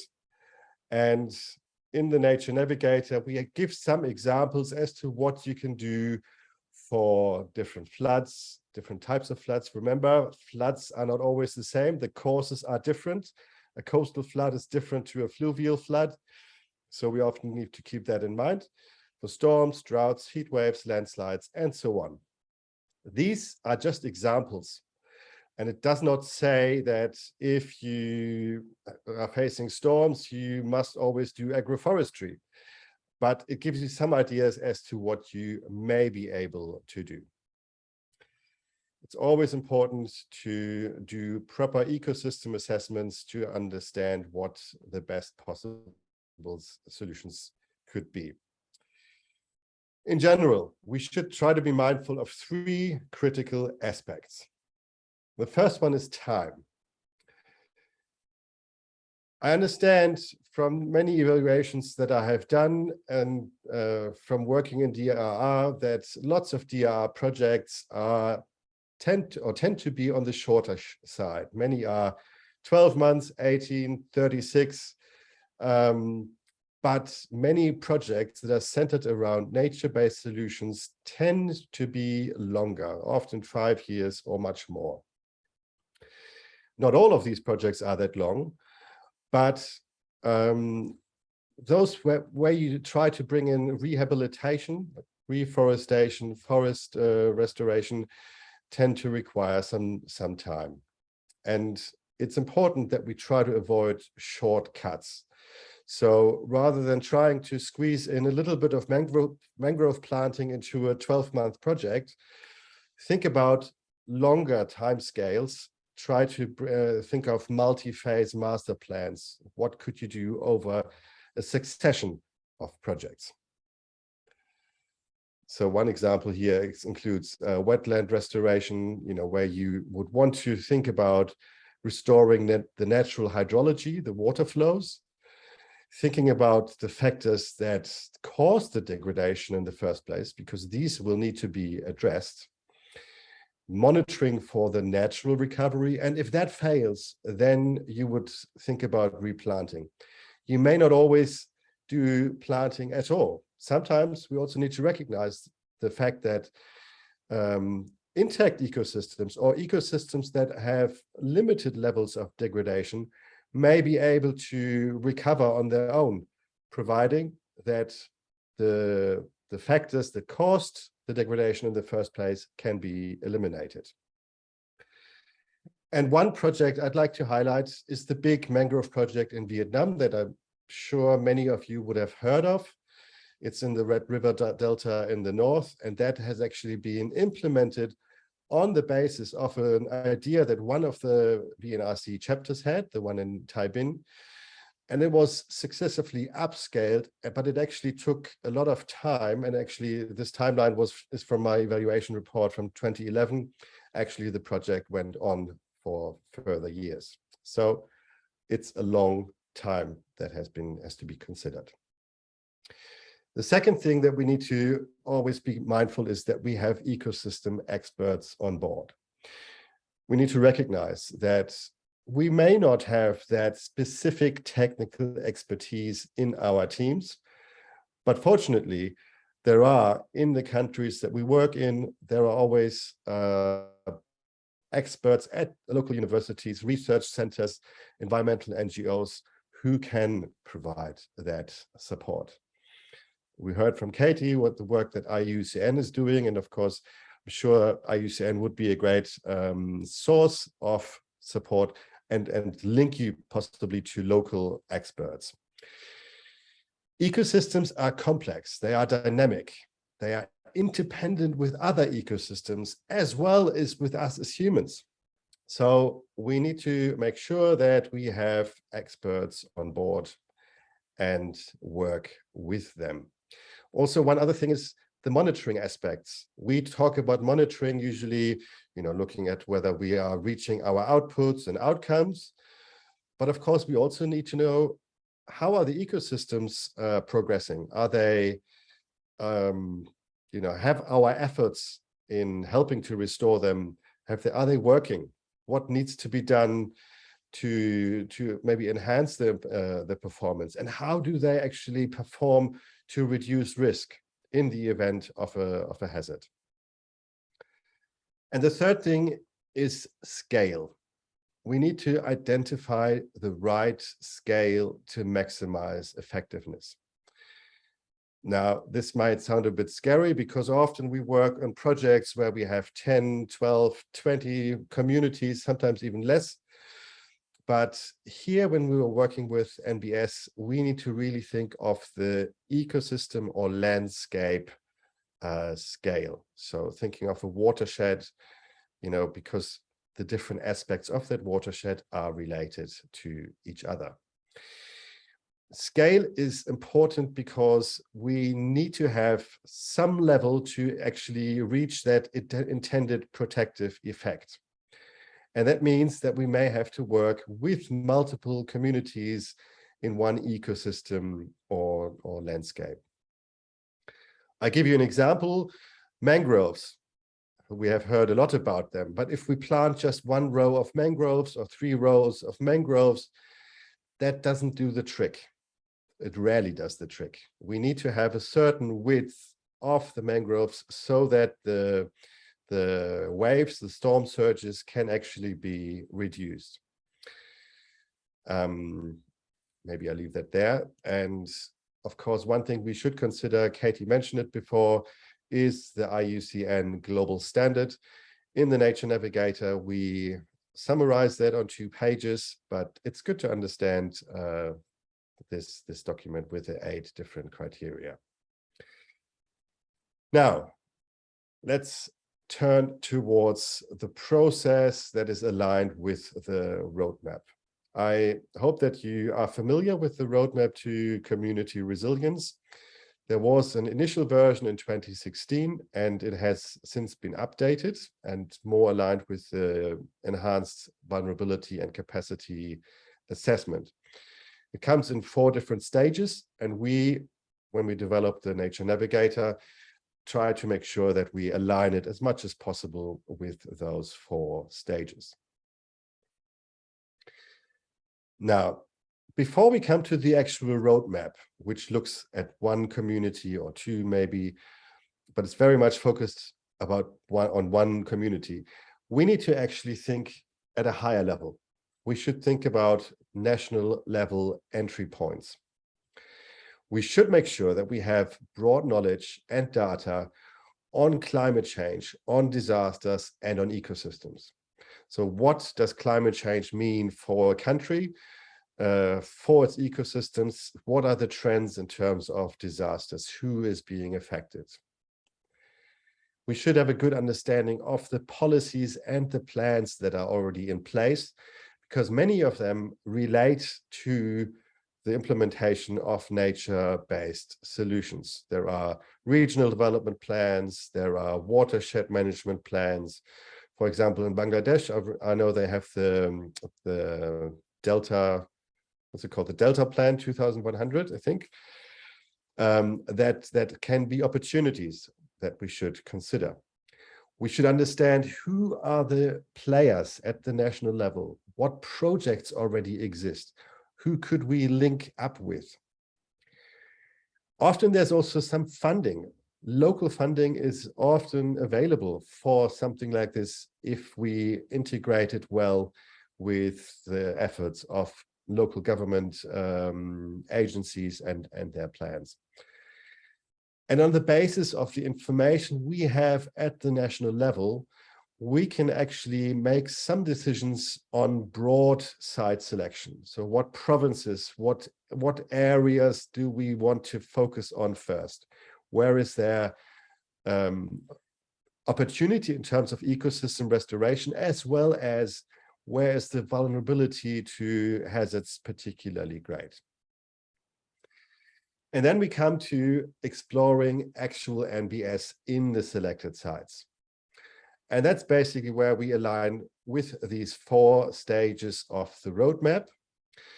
And in addition to the stages and steps that are listed in the roadmap, we have devised some NBS steps. So in addition to what you're doing through the roadmap, there are some things we also need to consider when we want to implement NBS. You don't have to use the roadmap. Of course, there are many other manuals that can be equally used, such as, for example, the CBDIM manual that is being used in Vietnam. But we had to pick basically one framework that we wanted to align with, and we took, of course, the one that is most prominent in the Red Cross Red Crescent movement. Now, I mentioned scale before, and I wanted to highlight one thing here that we really need to be aware of, and that is multiple layers. So we would have a national level, we would have provincial levels, we would have district levels, we would have communities, and then we would have multiple ecosystems. And of course, the ecosystems do not neatly align necessarily with the borders set by the government. So the district borders, the community borders do not necessarily align with the ecosystems. So if you said, for example, you wanted to hire to work in this particular area here, focusing on 3 ecosystems in one landscape, that would mean that you would be working with 2 provinces, 3 districts, and 7 communities. It's something to keep in the back of our brains as we go through the process. Now, at the first stage, we have 4 NBS steps that are additional to what is provided in the roadmap itself. And I want to highlight just a few. First one is that we should include ecosystem data when deciding on the focus area and the communities. Now, the roadmap suggests to select community based on overall risk, but we also suggest to consider in particular future risk. So don't only look at historical data. Think about the ecosystem data that you may already have available to some extent, because, I mentioned before, there are many bits of information included in national plans, in studies in your country. And of course, we also need to simply be aware of the local capacity of your branches, because without branches that are capable and willing to implement something like this, we would have a difficult game.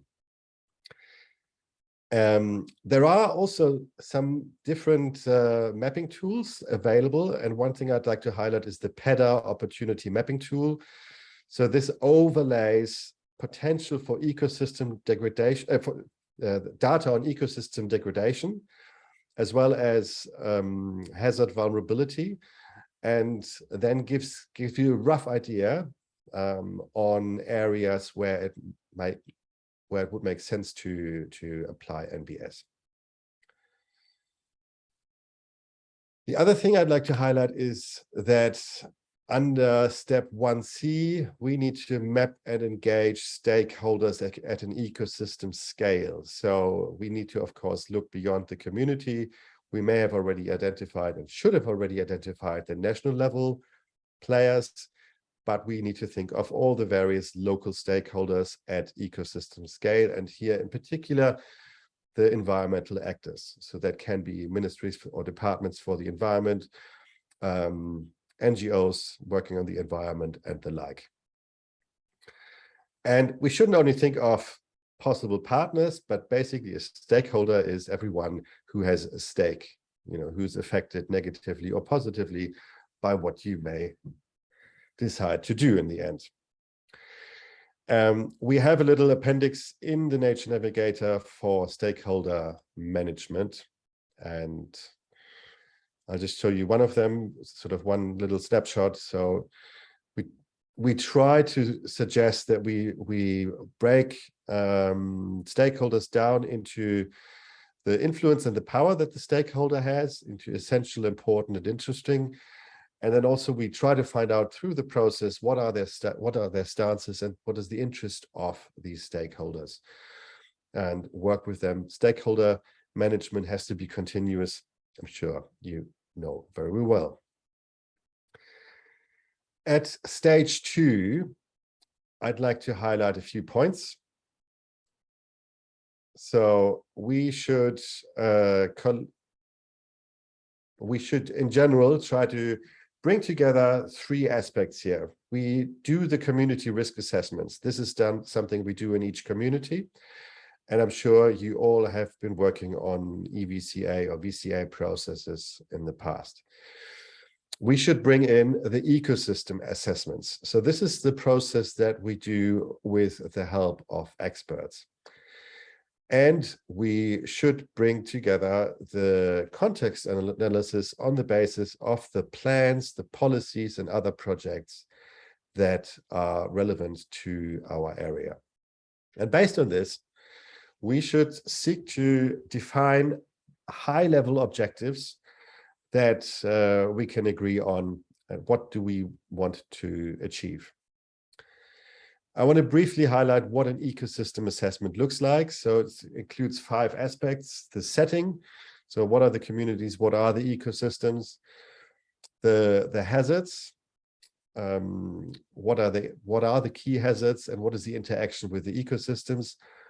What is the current ecosystem health status? To what extent is it degraded? It looks at the drivers and the threats. So why has the ecosystem been degraded, or what are the possible threats that they face? And of course, they give already some recommendations for action.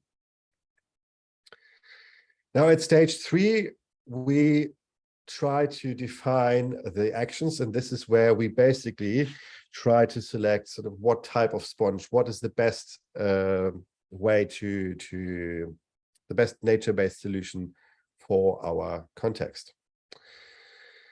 To get started with this stage 3, we have a couple of preconditions. So we should have a complete picture in terms of the community risk, the ecosystems, and the context.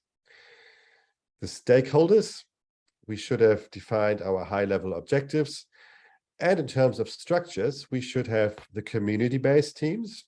Maybe there already were some councils that can be co-opted, or some new teams in each target community. And we should also have some overarching committee where the key stakeholders of the multiple communities are brought together. So to try to visualize it, on a cognitive scale there, we have sort of the individual risk assessments, we have the ecosystem assessments, we have the policy and plans overview, the objectives, and in terms of the structure, we have a steering committee plus the different teams in each community. Now, when we try to identify the solution, there are a couple of specific steps. The first thing, of course, is the exploration of NBS actions. So what are the ecosystems? What are the suggested NBS actions based on what the ecosystem assessment has shown? We would then add additional actions. So that basically means we could add further green actions as well as any other actions. So possibly gray actions, we could add non-structural actions, and at this point, we try to pack them up in different options, basically different combinations of individual measures that we put side to side. And then we compare and prioritize these options. And we review them on the basis of a multi-criteria analysis. We define the criteria we want to look at. We want to look at the sustainability of each of these actions, options, and then decide together with a broad process where communities are involved, what is the ideal solution we want to focus on. And of course, finally, we need to turn that solution into a plan. So we need to have the log frame and the work plan and the budget in place. The 4th stage, the roadmap just calls this learn. Actually, the implementation part is missing, but yes, of course, it's about the implementation and the learning. And we've got a couple of things we want to highlight here. You all know the 7 fundamental principles. we also suggest 7 principles for implementation. Of course, investing in our teams, making sure we have the right team composition and the skills on board. Monitor to manage. We must make sure that we really monitor both the ecosystem functions as well as the outcomes that we want to look at, that we want to achieve. Trying to use tangibles as mobilizers.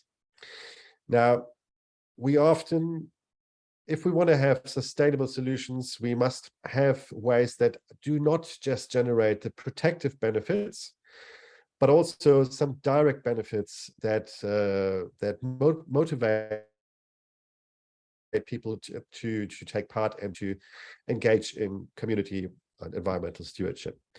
And that's where nature-based solutions are fantastic, because they bring both these protective benefits, for example, the sponge effect or a barrier effect or something that reduces exposure, but often they also provide many direct economic benefits for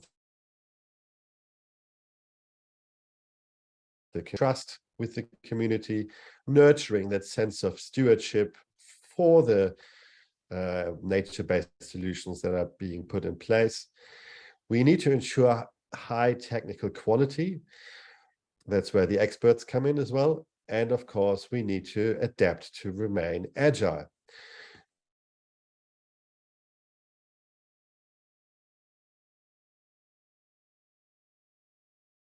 When working on complex, we need to see whether what we're doing is actually working. If it doesn't work, we may need to tweak it and remain agile.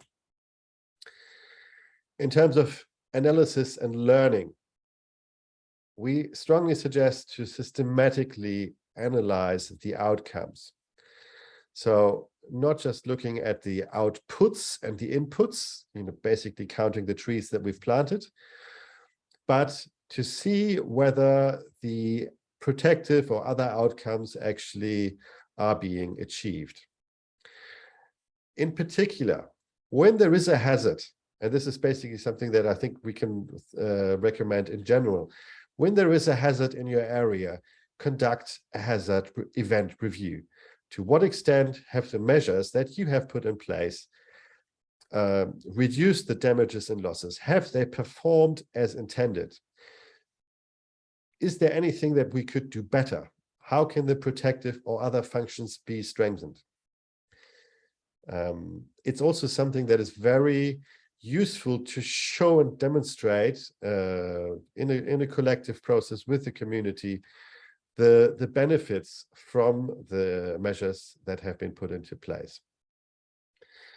And of course, we want to learn and adjust on the basis of what we are learning. Now, nature-based solutions are an aspect that are very, they are a very hot topic, but there's still a lot to learn. And one thing that is critical is that we document our experiences well, that we share them openly and widely. And that includes not just the success stories, but we actually would like to see good, open, honest reflections on the process. What can be learned? What did not work? It's absolutely perfectly fine to make mistakes, to learn from it, and to share those experiences. And advocate for and support replication, because we really have still a long way to go, and it's urgent. We really are sitting on a time bomb, and we need to make sure that we can upscale and move beyond the project scales that sometimes involve only a few communities. And I'll leave it here and over to you for questions and comments. Or back to you, Arnaud, first of all.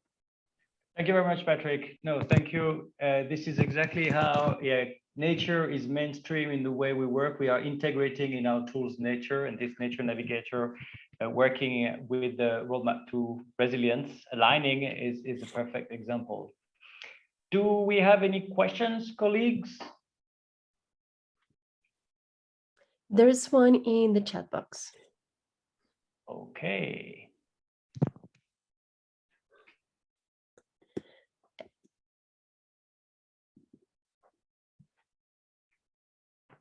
So basically, in essence, the question is, how could we connect more ecosystem-based approaches, might be long-term, with our Red Cross Red Crescent work, scope, border on? Is that it? Maybe Chiran GB, can you explain what you mean? Thank you, Patrick. This is Chiranjeevi from Myanmar.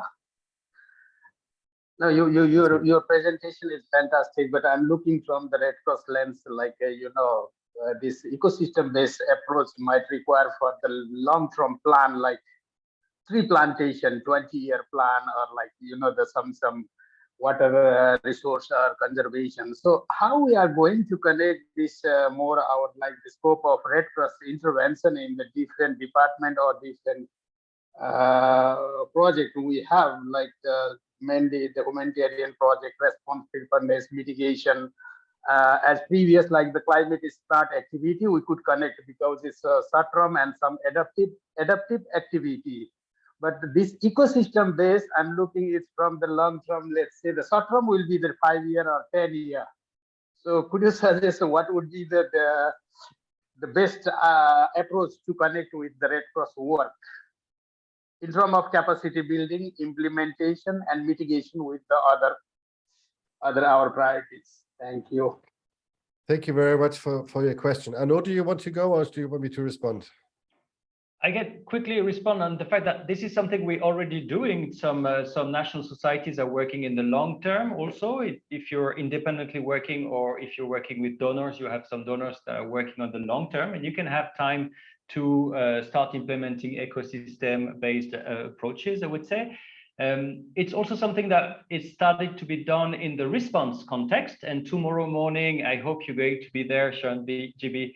We're going to have the Swedish Red Cross presenting the experience from Cox's Bazar, where there is one angle of the project was also tree planting. So this is something that we can mainstream like that. It is part of the solution. It's indeed, I think you're very right mentioning the time scale. It's something that is maybe one of the challenge of the NBS. It's the credibility of the NBS as a solution, because it takes time, and you need to have a specific discussion also with the communities to explain why is it valuable, why the benefit is not coming now, but it's going to come in 10 years. There are a lot of challenges. But I think in terms of donors, in terms of policy, in terms of mandate, we can work in the long term also as Red Cross, even in emergency operations. Maybe can I add to that? Sure. I think it really requires commitment, a long-term strategic commitment. It is not something that is only a DRR intervention. It is something really where you bring the different sectors together. And I think leadership amongst the national societies has to be there, recognizing the immense potential and also funding opportunities. Often we have these small short-term projects because of limitations of funding. However, there are actually opportunities for NBS where you can get longer term funding and larger scale funding, but you need to make that initial commitment. And you cannot gain funding from certain sources if you don't meet standards such as the criteria listed in the IUCN global standard. So it's a little bit of learning on our behalf that we need to do, but I think it's a very sensible investment in terms of our internal strategies, gaining longer term opportunities, as well as simply the fact that I mentioned, these first lines of defense, reducing exposure, reducing sensitivity. The life vests and megaphones approach on their own will not work that easily in the 2030s. We have a question, a hand raised from Lei. Please. Hello, hi, Arnaud, and hi, Patrick. So it's Olga. Olga, yeah. I have a connectivity problem, so I think you noticed I was jumping on and off, so I might have missed a response to my question, but it's kind of connected to the previous question, but also want to join to say thank you for yet another brilliant presentation and sharing, Patrick. Really enjoyed diving into it. And so my question is on the ecosystem assessments. You mentioned that this part needs to be done with experts. And so the first part of the question is if we have any experiences of doing something like this, if the navigator offers access to any case studies or any examples of conducting the ecosystem assessments.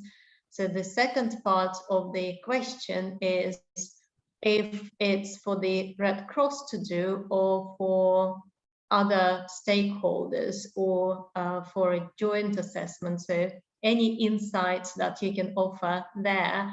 And perhaps the third part of the question is, so do we have the linear approach, like doing VCA first and then ecosystem, or is this something that goes on in parallel, or maybe it's a particular there is a particular reason why the order is like this?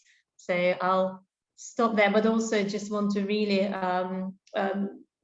highlight and second what you said, that it's a really long-term commitment and multi-sectoral commitment, and we should probably go there if we're serious about it. Otherwise, it's a reputational risk, it's waste of resources, and we don't want another waste on this planet. So thank you so much. Thank you very much, Olga.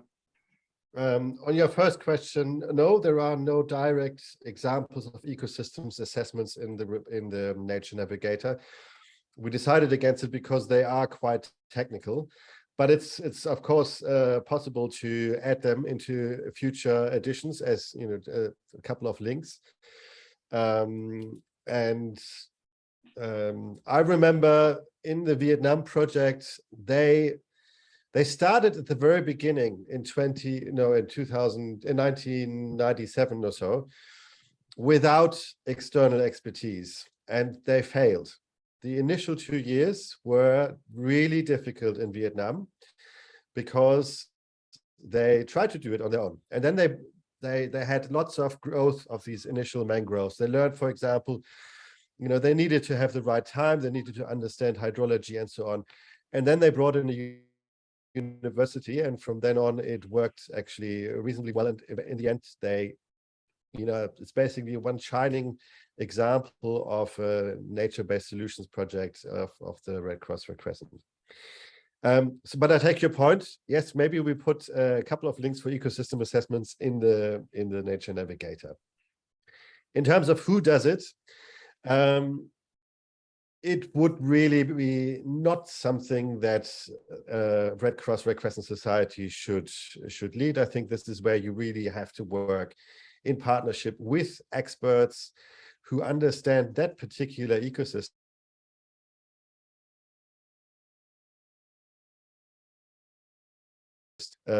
Upland, upper watersheds, mountainous areas compared to coastal areas, coral reefs. You also may need to have experts on board who understand the likely impact of climate change on the ecosystems themselves. So work with them, but they should really be the ones leading the ecological side of the process.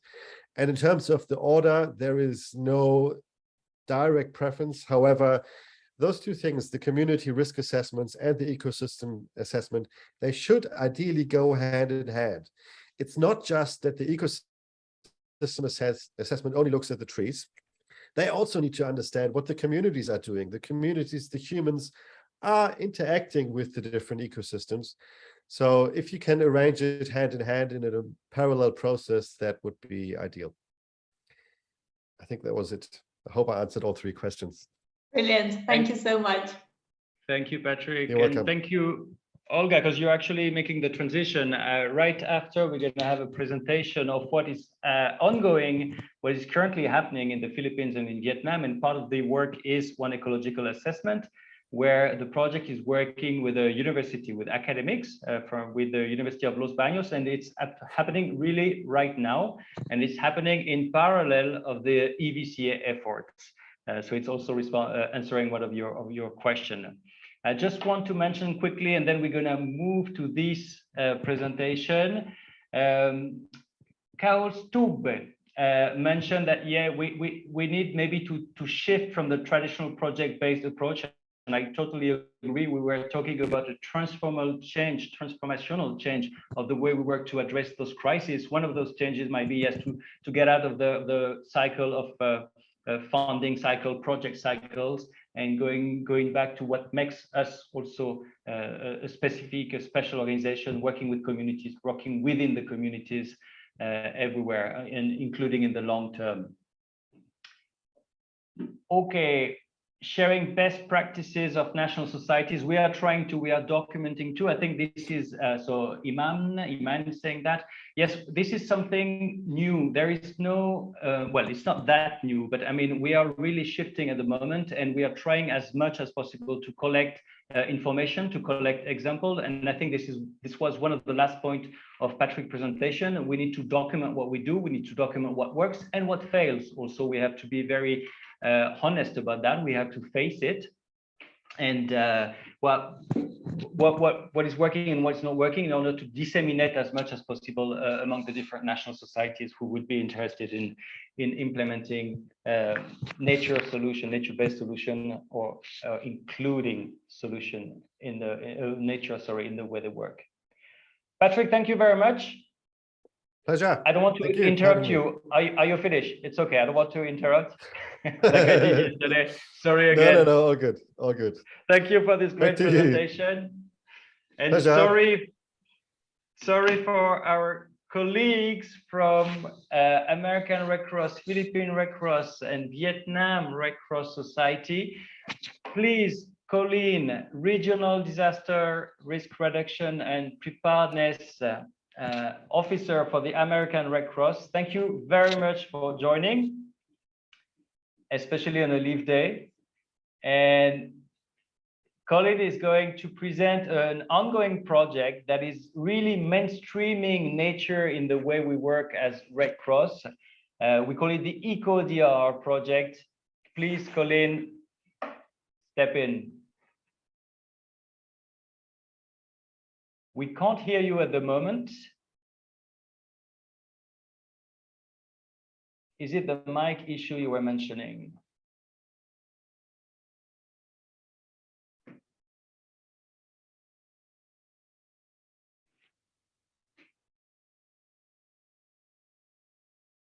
I'm sorry, but no, we have nothing, no word, nothing.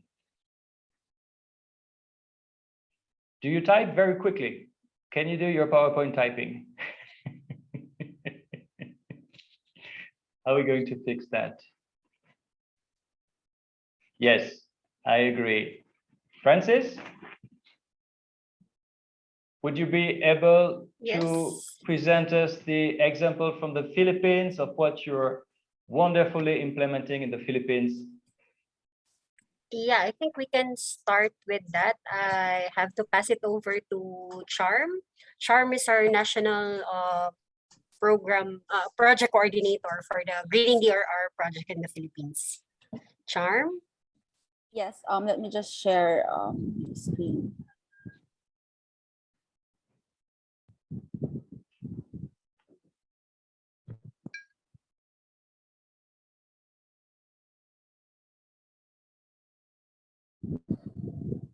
Okay, can you see my screen already? Yes. Yes, okay. Oh, good. Hi, again, so I'm Charm, the National Project Coordinator of the Greening DRR project implemented by the Philippine Red Cross, funded by American Red Cross. So the full title of the project is a really long one.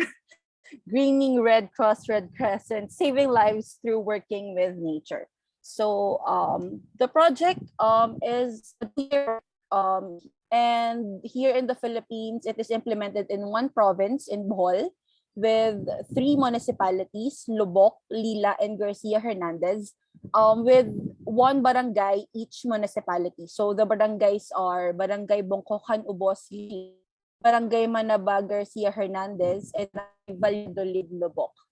So these are the maps. So the one with the Red Cross logos are the project communities in Bohol. So the biggest barangay of the project is Barangay Manaba with 2,451 individuals, and the smallest one is Barangay Valladolid, Lubok, which has 531 individuals, and Bongkokan, Ubos, Lila has 879 individuals.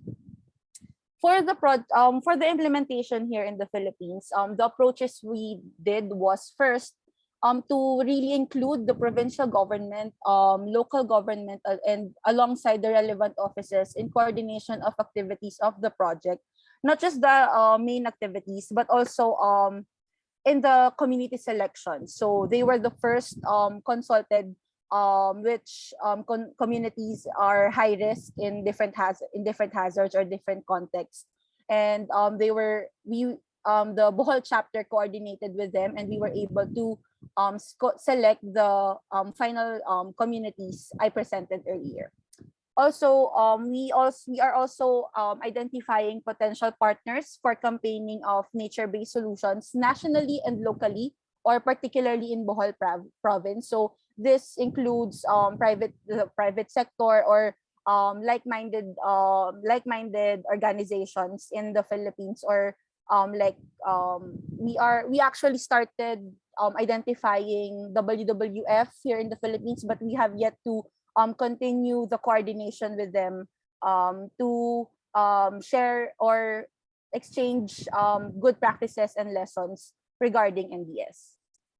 And then, since NBS is a new concept or new project in the Philippines, or particularly in PRC, of course, the capacity building of the project team, the chapter volunteers, chapter staff, and the national headquarters staff is very important. So that's one of our approaches in increasing the national society knowledge on NBS. So here are the accomplishments of the project.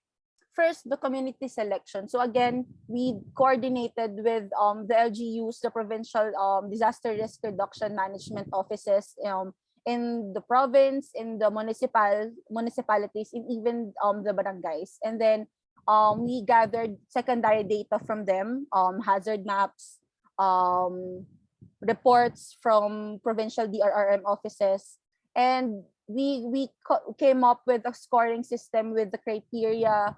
We listed criteria like level of hazard, level of risk, capacity to implement activities or acceptance of Red Cross activities, accessibility, or are they far-flung areas, or are they with along the national roads, and then their capacity to have contingency plans, disaster risk reduction management plans.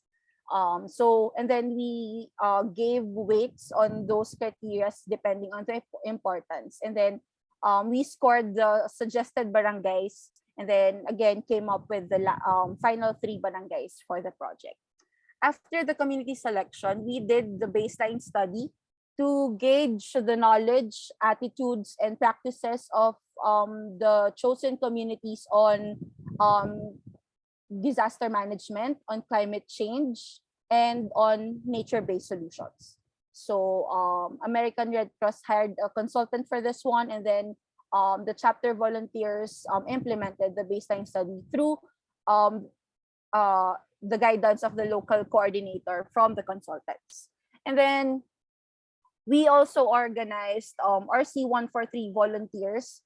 These volunteers are community volunteers of the chapter to become not just part of the project, but part of the chapter itself, on their activities on disaster management, safety services, and other services of the chapter. But for the purpose of the project, they will be the main participants of different activities that I will mention later. And yeah, and they this activity activity or accomplishment was just later identified when we were planning activities, because we the chapter have not yet organized RC143 volunteers in the community. So this is an added activity based on the continuous consultation with the chapter and the community itself. Next is the community-based disaster risk reduction and management training. This is a government-mandated training in identifying risks, vulnerabilities, and capacities, and also participatory planning to increase the community resilience of the community. So before we did this training with the communities, the main beneficiaries of the communities of this training are the RC143 volunteers we organized. So before we did this, we had a training of trainers with the Office of Civil Defense, the main implementer of this training. And then after that, again, we did the community trainings. And then after that, after the CBDRRMT, we are now currently implementing the enhanced vulnerability and capacity assessment. We just finished the data gathering phase of EVCA in Bohol. So I actually just got back from Bohol doing the data gathering. And again, like what Arno shared earlier, the EVCA is implemented alongside the ecological assessment in partnership with the University of the Philippines, Los Baños. So IFRC hired a team of consultants, a team of researchers, environmental planners, environmental scientists to assess not just the ecosystems, but the practices, the knowledge of the communities. So basically what we did here in the EVCA and the ecological assessment, EVCA has a set of tools that we are using to assess the community, the risks and vulnerabilities and capacities of the community. And then the methodology of the ecological assessment is the same. So we both did FGDs. So we both did historical timeline. We both did mapping. So since basically we have the same methodology, the ecological assessment team just added a few questions to the EVCA tools to get the data they needed for the ecological assessment, especially for the mapping. Usually for the mapping, the overlays of the maps are vulnerabilities, capacities, historic hazards, and the base map. So for to integrate the ecological assessment, the team added another overlay of, for EVCA also is the land use overlay. So the ecological assessment team added the historical land use to get the difference of the land use now and the before, to check the use of the natural resources in the community. So that's what they did in mapping. And then for the FGDs, for the workshops like historical timeline and seasonal calendar, they added a few questions like what are the main livelihoods in the area from the past until now? How did it change? How did climate change affect the livelihood of the community members? So those kind of questions. So aside from that, we also did a KII or key informant interview with offices in the local government units like the municipal environment and natural resource office, the planning and development office, So the relevant offices that has the data on the history on on the ecosystems of the barangays or the communities of the project. So basically, that's how we did the we currently we just finished the data gathering, and then right after the data gathering, there will be a joint data analysis workshop wherein the team of the EVCA and the team of the ecological assessment will gather together to present all the data data gathered by each team, and then do the analysis on how this data how this data affect the ecosystems and the community of the community and the project communities. So that will happen in August, second week of August. So yeah. So these are just the photos of the accomplishments. So again, if you can see here, we did the mapping for EVCA and then the workshops there. So what are the challenges experienced here in the Philippines? So one of the main challenges was the effects of the super typhoon Rai, or what we call Odette here in the Philippines. It really badly affected Bohol. So we had to delay the implementation of our activities. We were in the middle of doing the baseline study when Odette hit or Typhoon Rai hit the Philippines or in Bohol.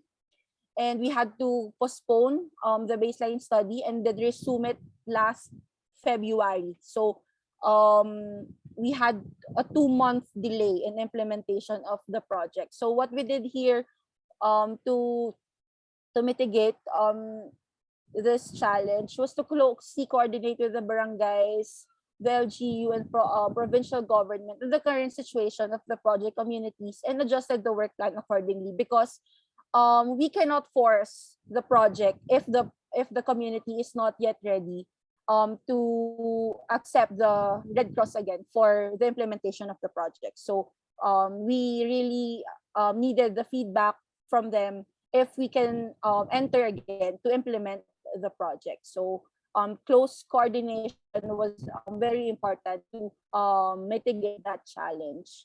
Next, there are delays in taking up the memorandum of agreement in the provincial government.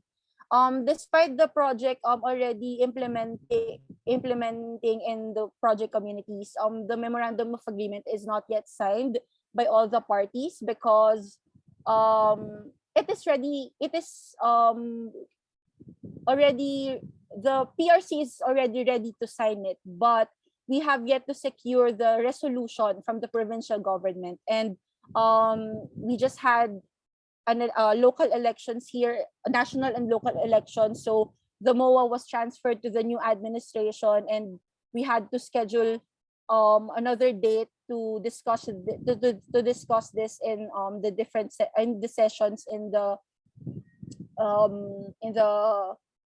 provincial administration. So what we did here was to really maintain a good relationship with the previous and the current provincial administration, so they won't disregard our MOA. And we currently there are already scheduled dates for the discussion of MOA. Actually, it was supposed to be taken up last Tuesday, but there were changes in schedule, so it was moved to another schedule. So there. And then last challenge for the Philippines was staff turnover, resulting to weak coordination on the ground. What we did here was to strengthen the relationship of the project team to avoid coordination of other team members, and then adjusted the tasks left by the previous team members. So yeah, we need to strengthen our relationship for that. So basically, that's the challenges. And then as national societies, what should we do to further engage on NDS? So based from the experience here in the Philippines, what we can suggest are first, of course, build NS knowledge and capacity on NBS. So because this is a fairly new term or fairly new concept, and as we deal with nature and ecosystems in addressing climate crisis and increasing resilience of communities, the NBS deals with a lot of technical expertise and technical terms and concepts. So we have to really increase our knowledge and capacities on this so we can implement efficiently and effectively in our communities. So, and then also we can properly identify measures to be implemented in our project communities. Next is to advocate, lobby, and campaign nature-based solutions. So national societies should actively campaign on the positive impacts of NBS, not just outside the national societies, but also within our national societies. Because for example, here in the Philippines, the main program of Philippine Red Cross usually deals with disaster response or disaster recovery and rehabilitation. So these deals with infrastructures or instant, what do you call this, hardware mitigating measures like houses, schools, or cash. And then when you lobby or campaign and NBS, it's a long-term project or program. So we really need to advocate this within our national society for them to understand the impacts of nature-based solutions in community, in increasing the community resilience. So what we can do here is to have re-echo sessions on trainings, webinars, for example, the Nature Navigator, or trainings on NBS, and then lobbying meetings. We can do social media campaigns, traditional media campaigns, and then also one good thing to advocate and lobby NBS is to participate in national and global event. There was a National Disaster Resilience Month, and Greening DRR was supposed to present the project and NBS, but it was rescheduled, or it was rescheduled to August. So, but still, participation in those kind of events is very important also for wider reach and understanding outside our national societies. Next is to also build relationships with local stakeholders. So aside from having technical expertise by inviting universities or consultants to assess the ecosystems, we also have to build relationships with the communities or the local stakeholders, because they might have already the practices, the knowledge, the attitudes on implementing nature-based solutions, or in general, they have the KAP on their ecosystems. So they might know what's happening, why a certain species of mangrove is not growing, even if we did a rehabilitation program in that community.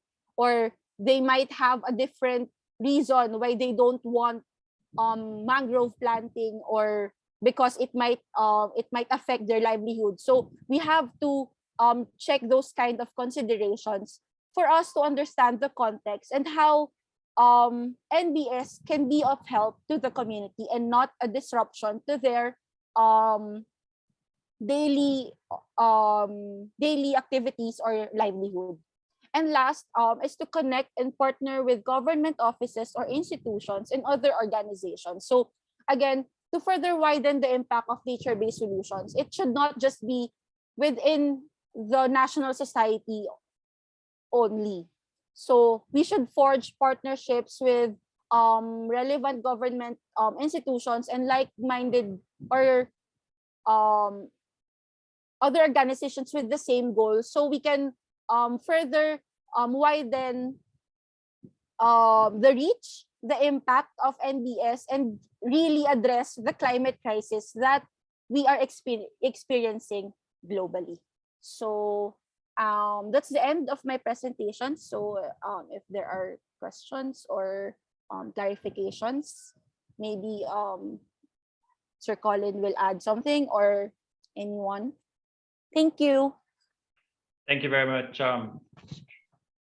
Colin, do you want to move on for the? If my microphone is working. Is it working? Yes, it's working. We can hear you. Hallelujah. Thank you. Okay, right.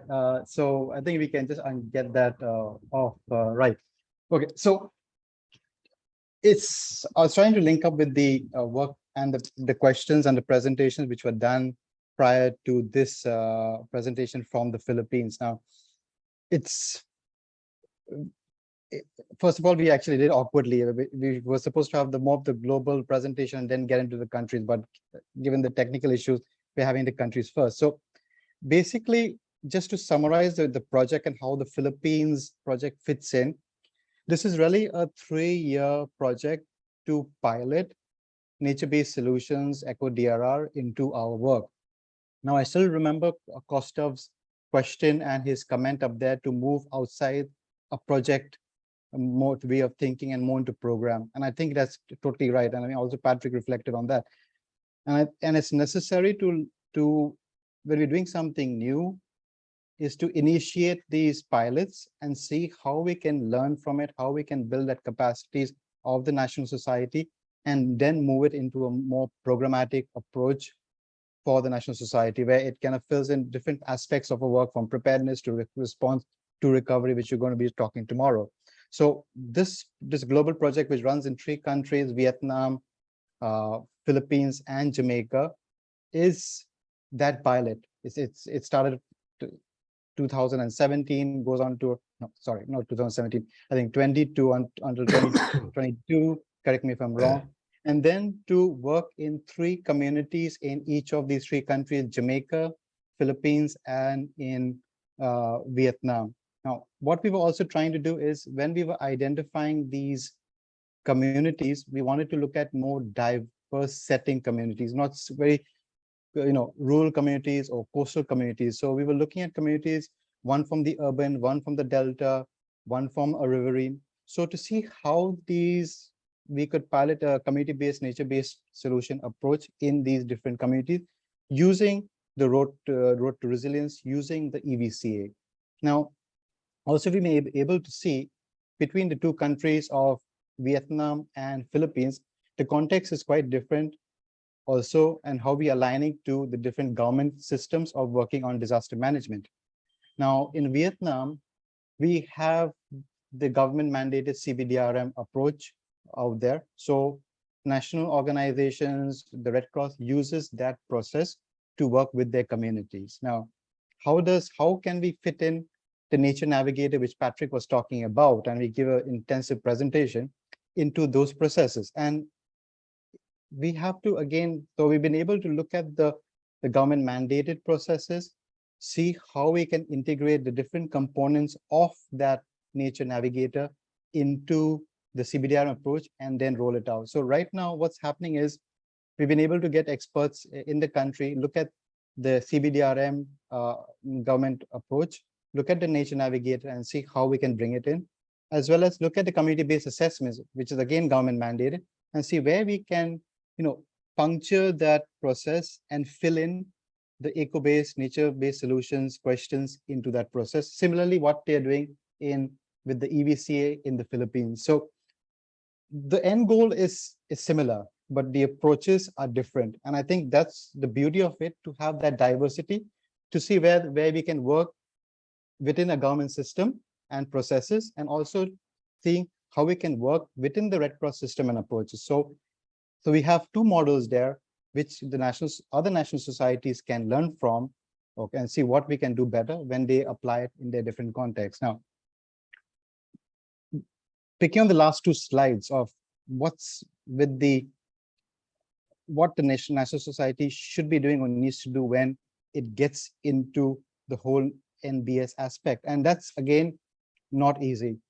And it's three things which I'll pick up on the points which will augment what the Philippine Red Cross said. Is one is really about partnership and networking.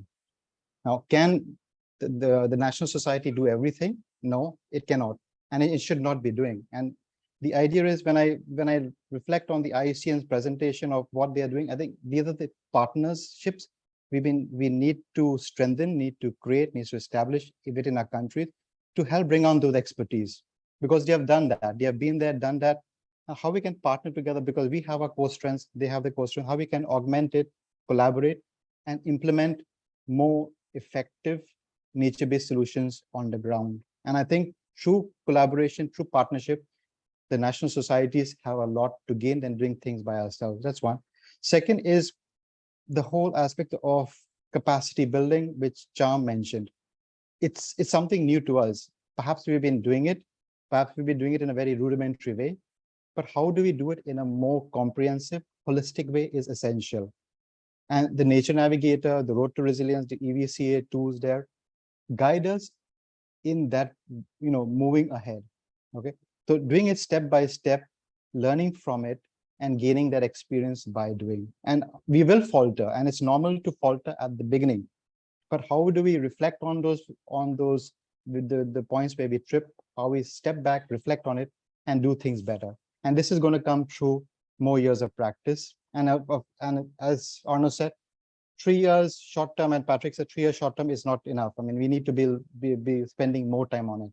And the more time we spend, I think it's essential for our core knowledge on the subject. So I'll summarize on that points. Arno, back to you.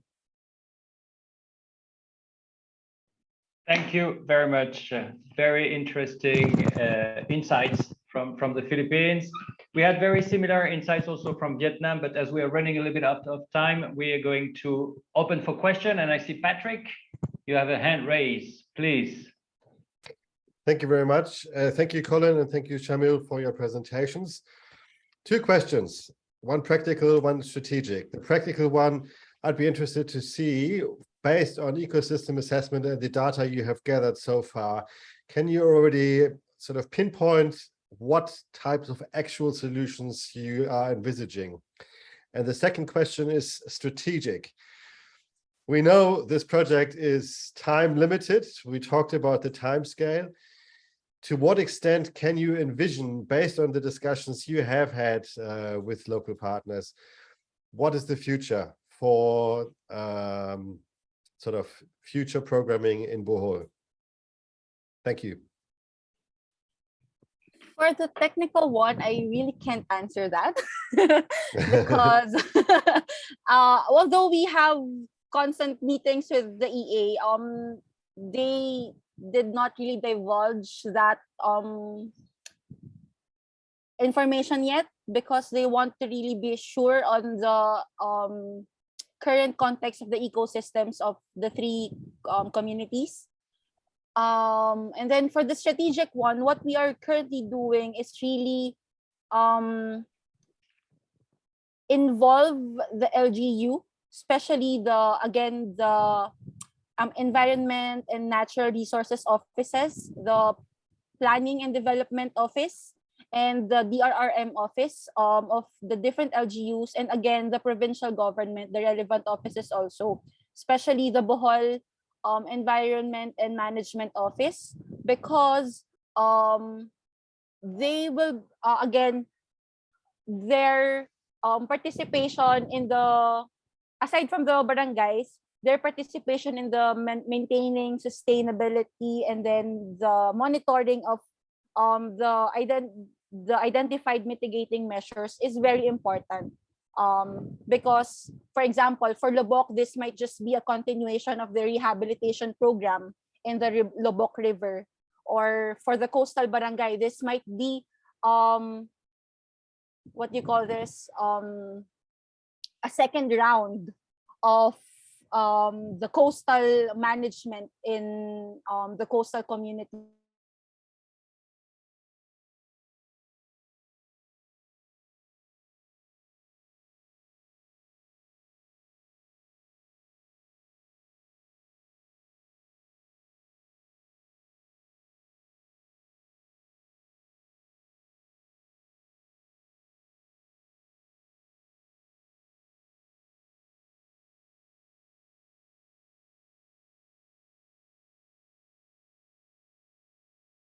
Helps them to, be more convinced in having it more part of the integrated program. I think that's really essential. And we see it in, I think Philippines is ahead because they had previous, NBS work done through other partners. But I think,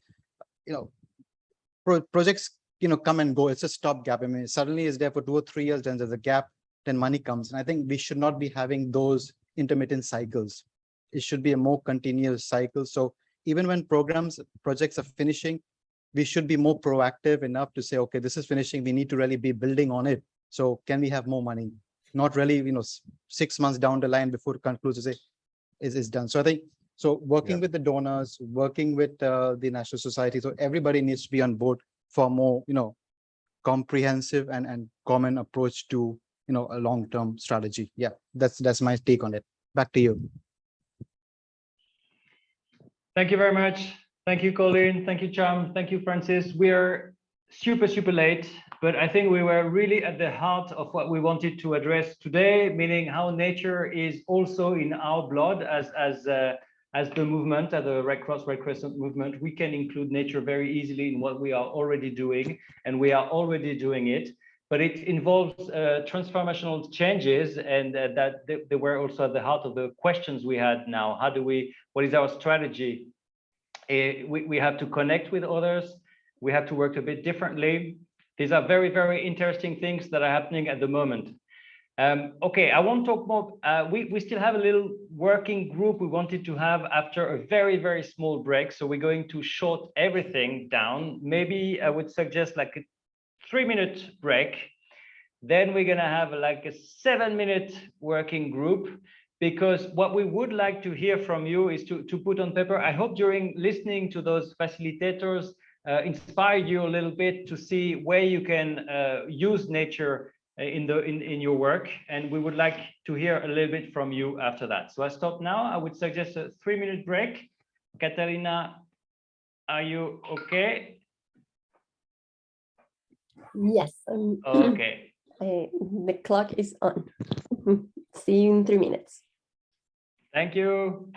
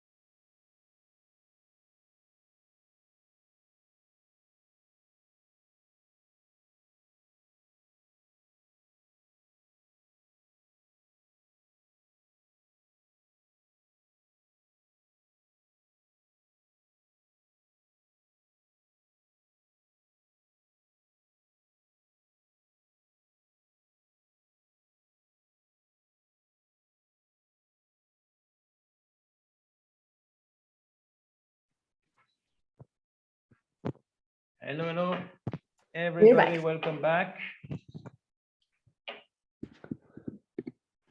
So, Catalina, I'll let you explain what we're going to do. So maybe having less groups also, maybe only 3 groups today. Perfect. I'm just gonna share the link now. Sorry, it's taking a while to move my screen. But I'm gonna share the link now. So as for those that were in the webinar yesterday, we will have the same dynamic basically. I'm sharing through the chat box now the link to a Google Doc. We will be dividing you in breakout rooms, and we will have 4 breakout rooms.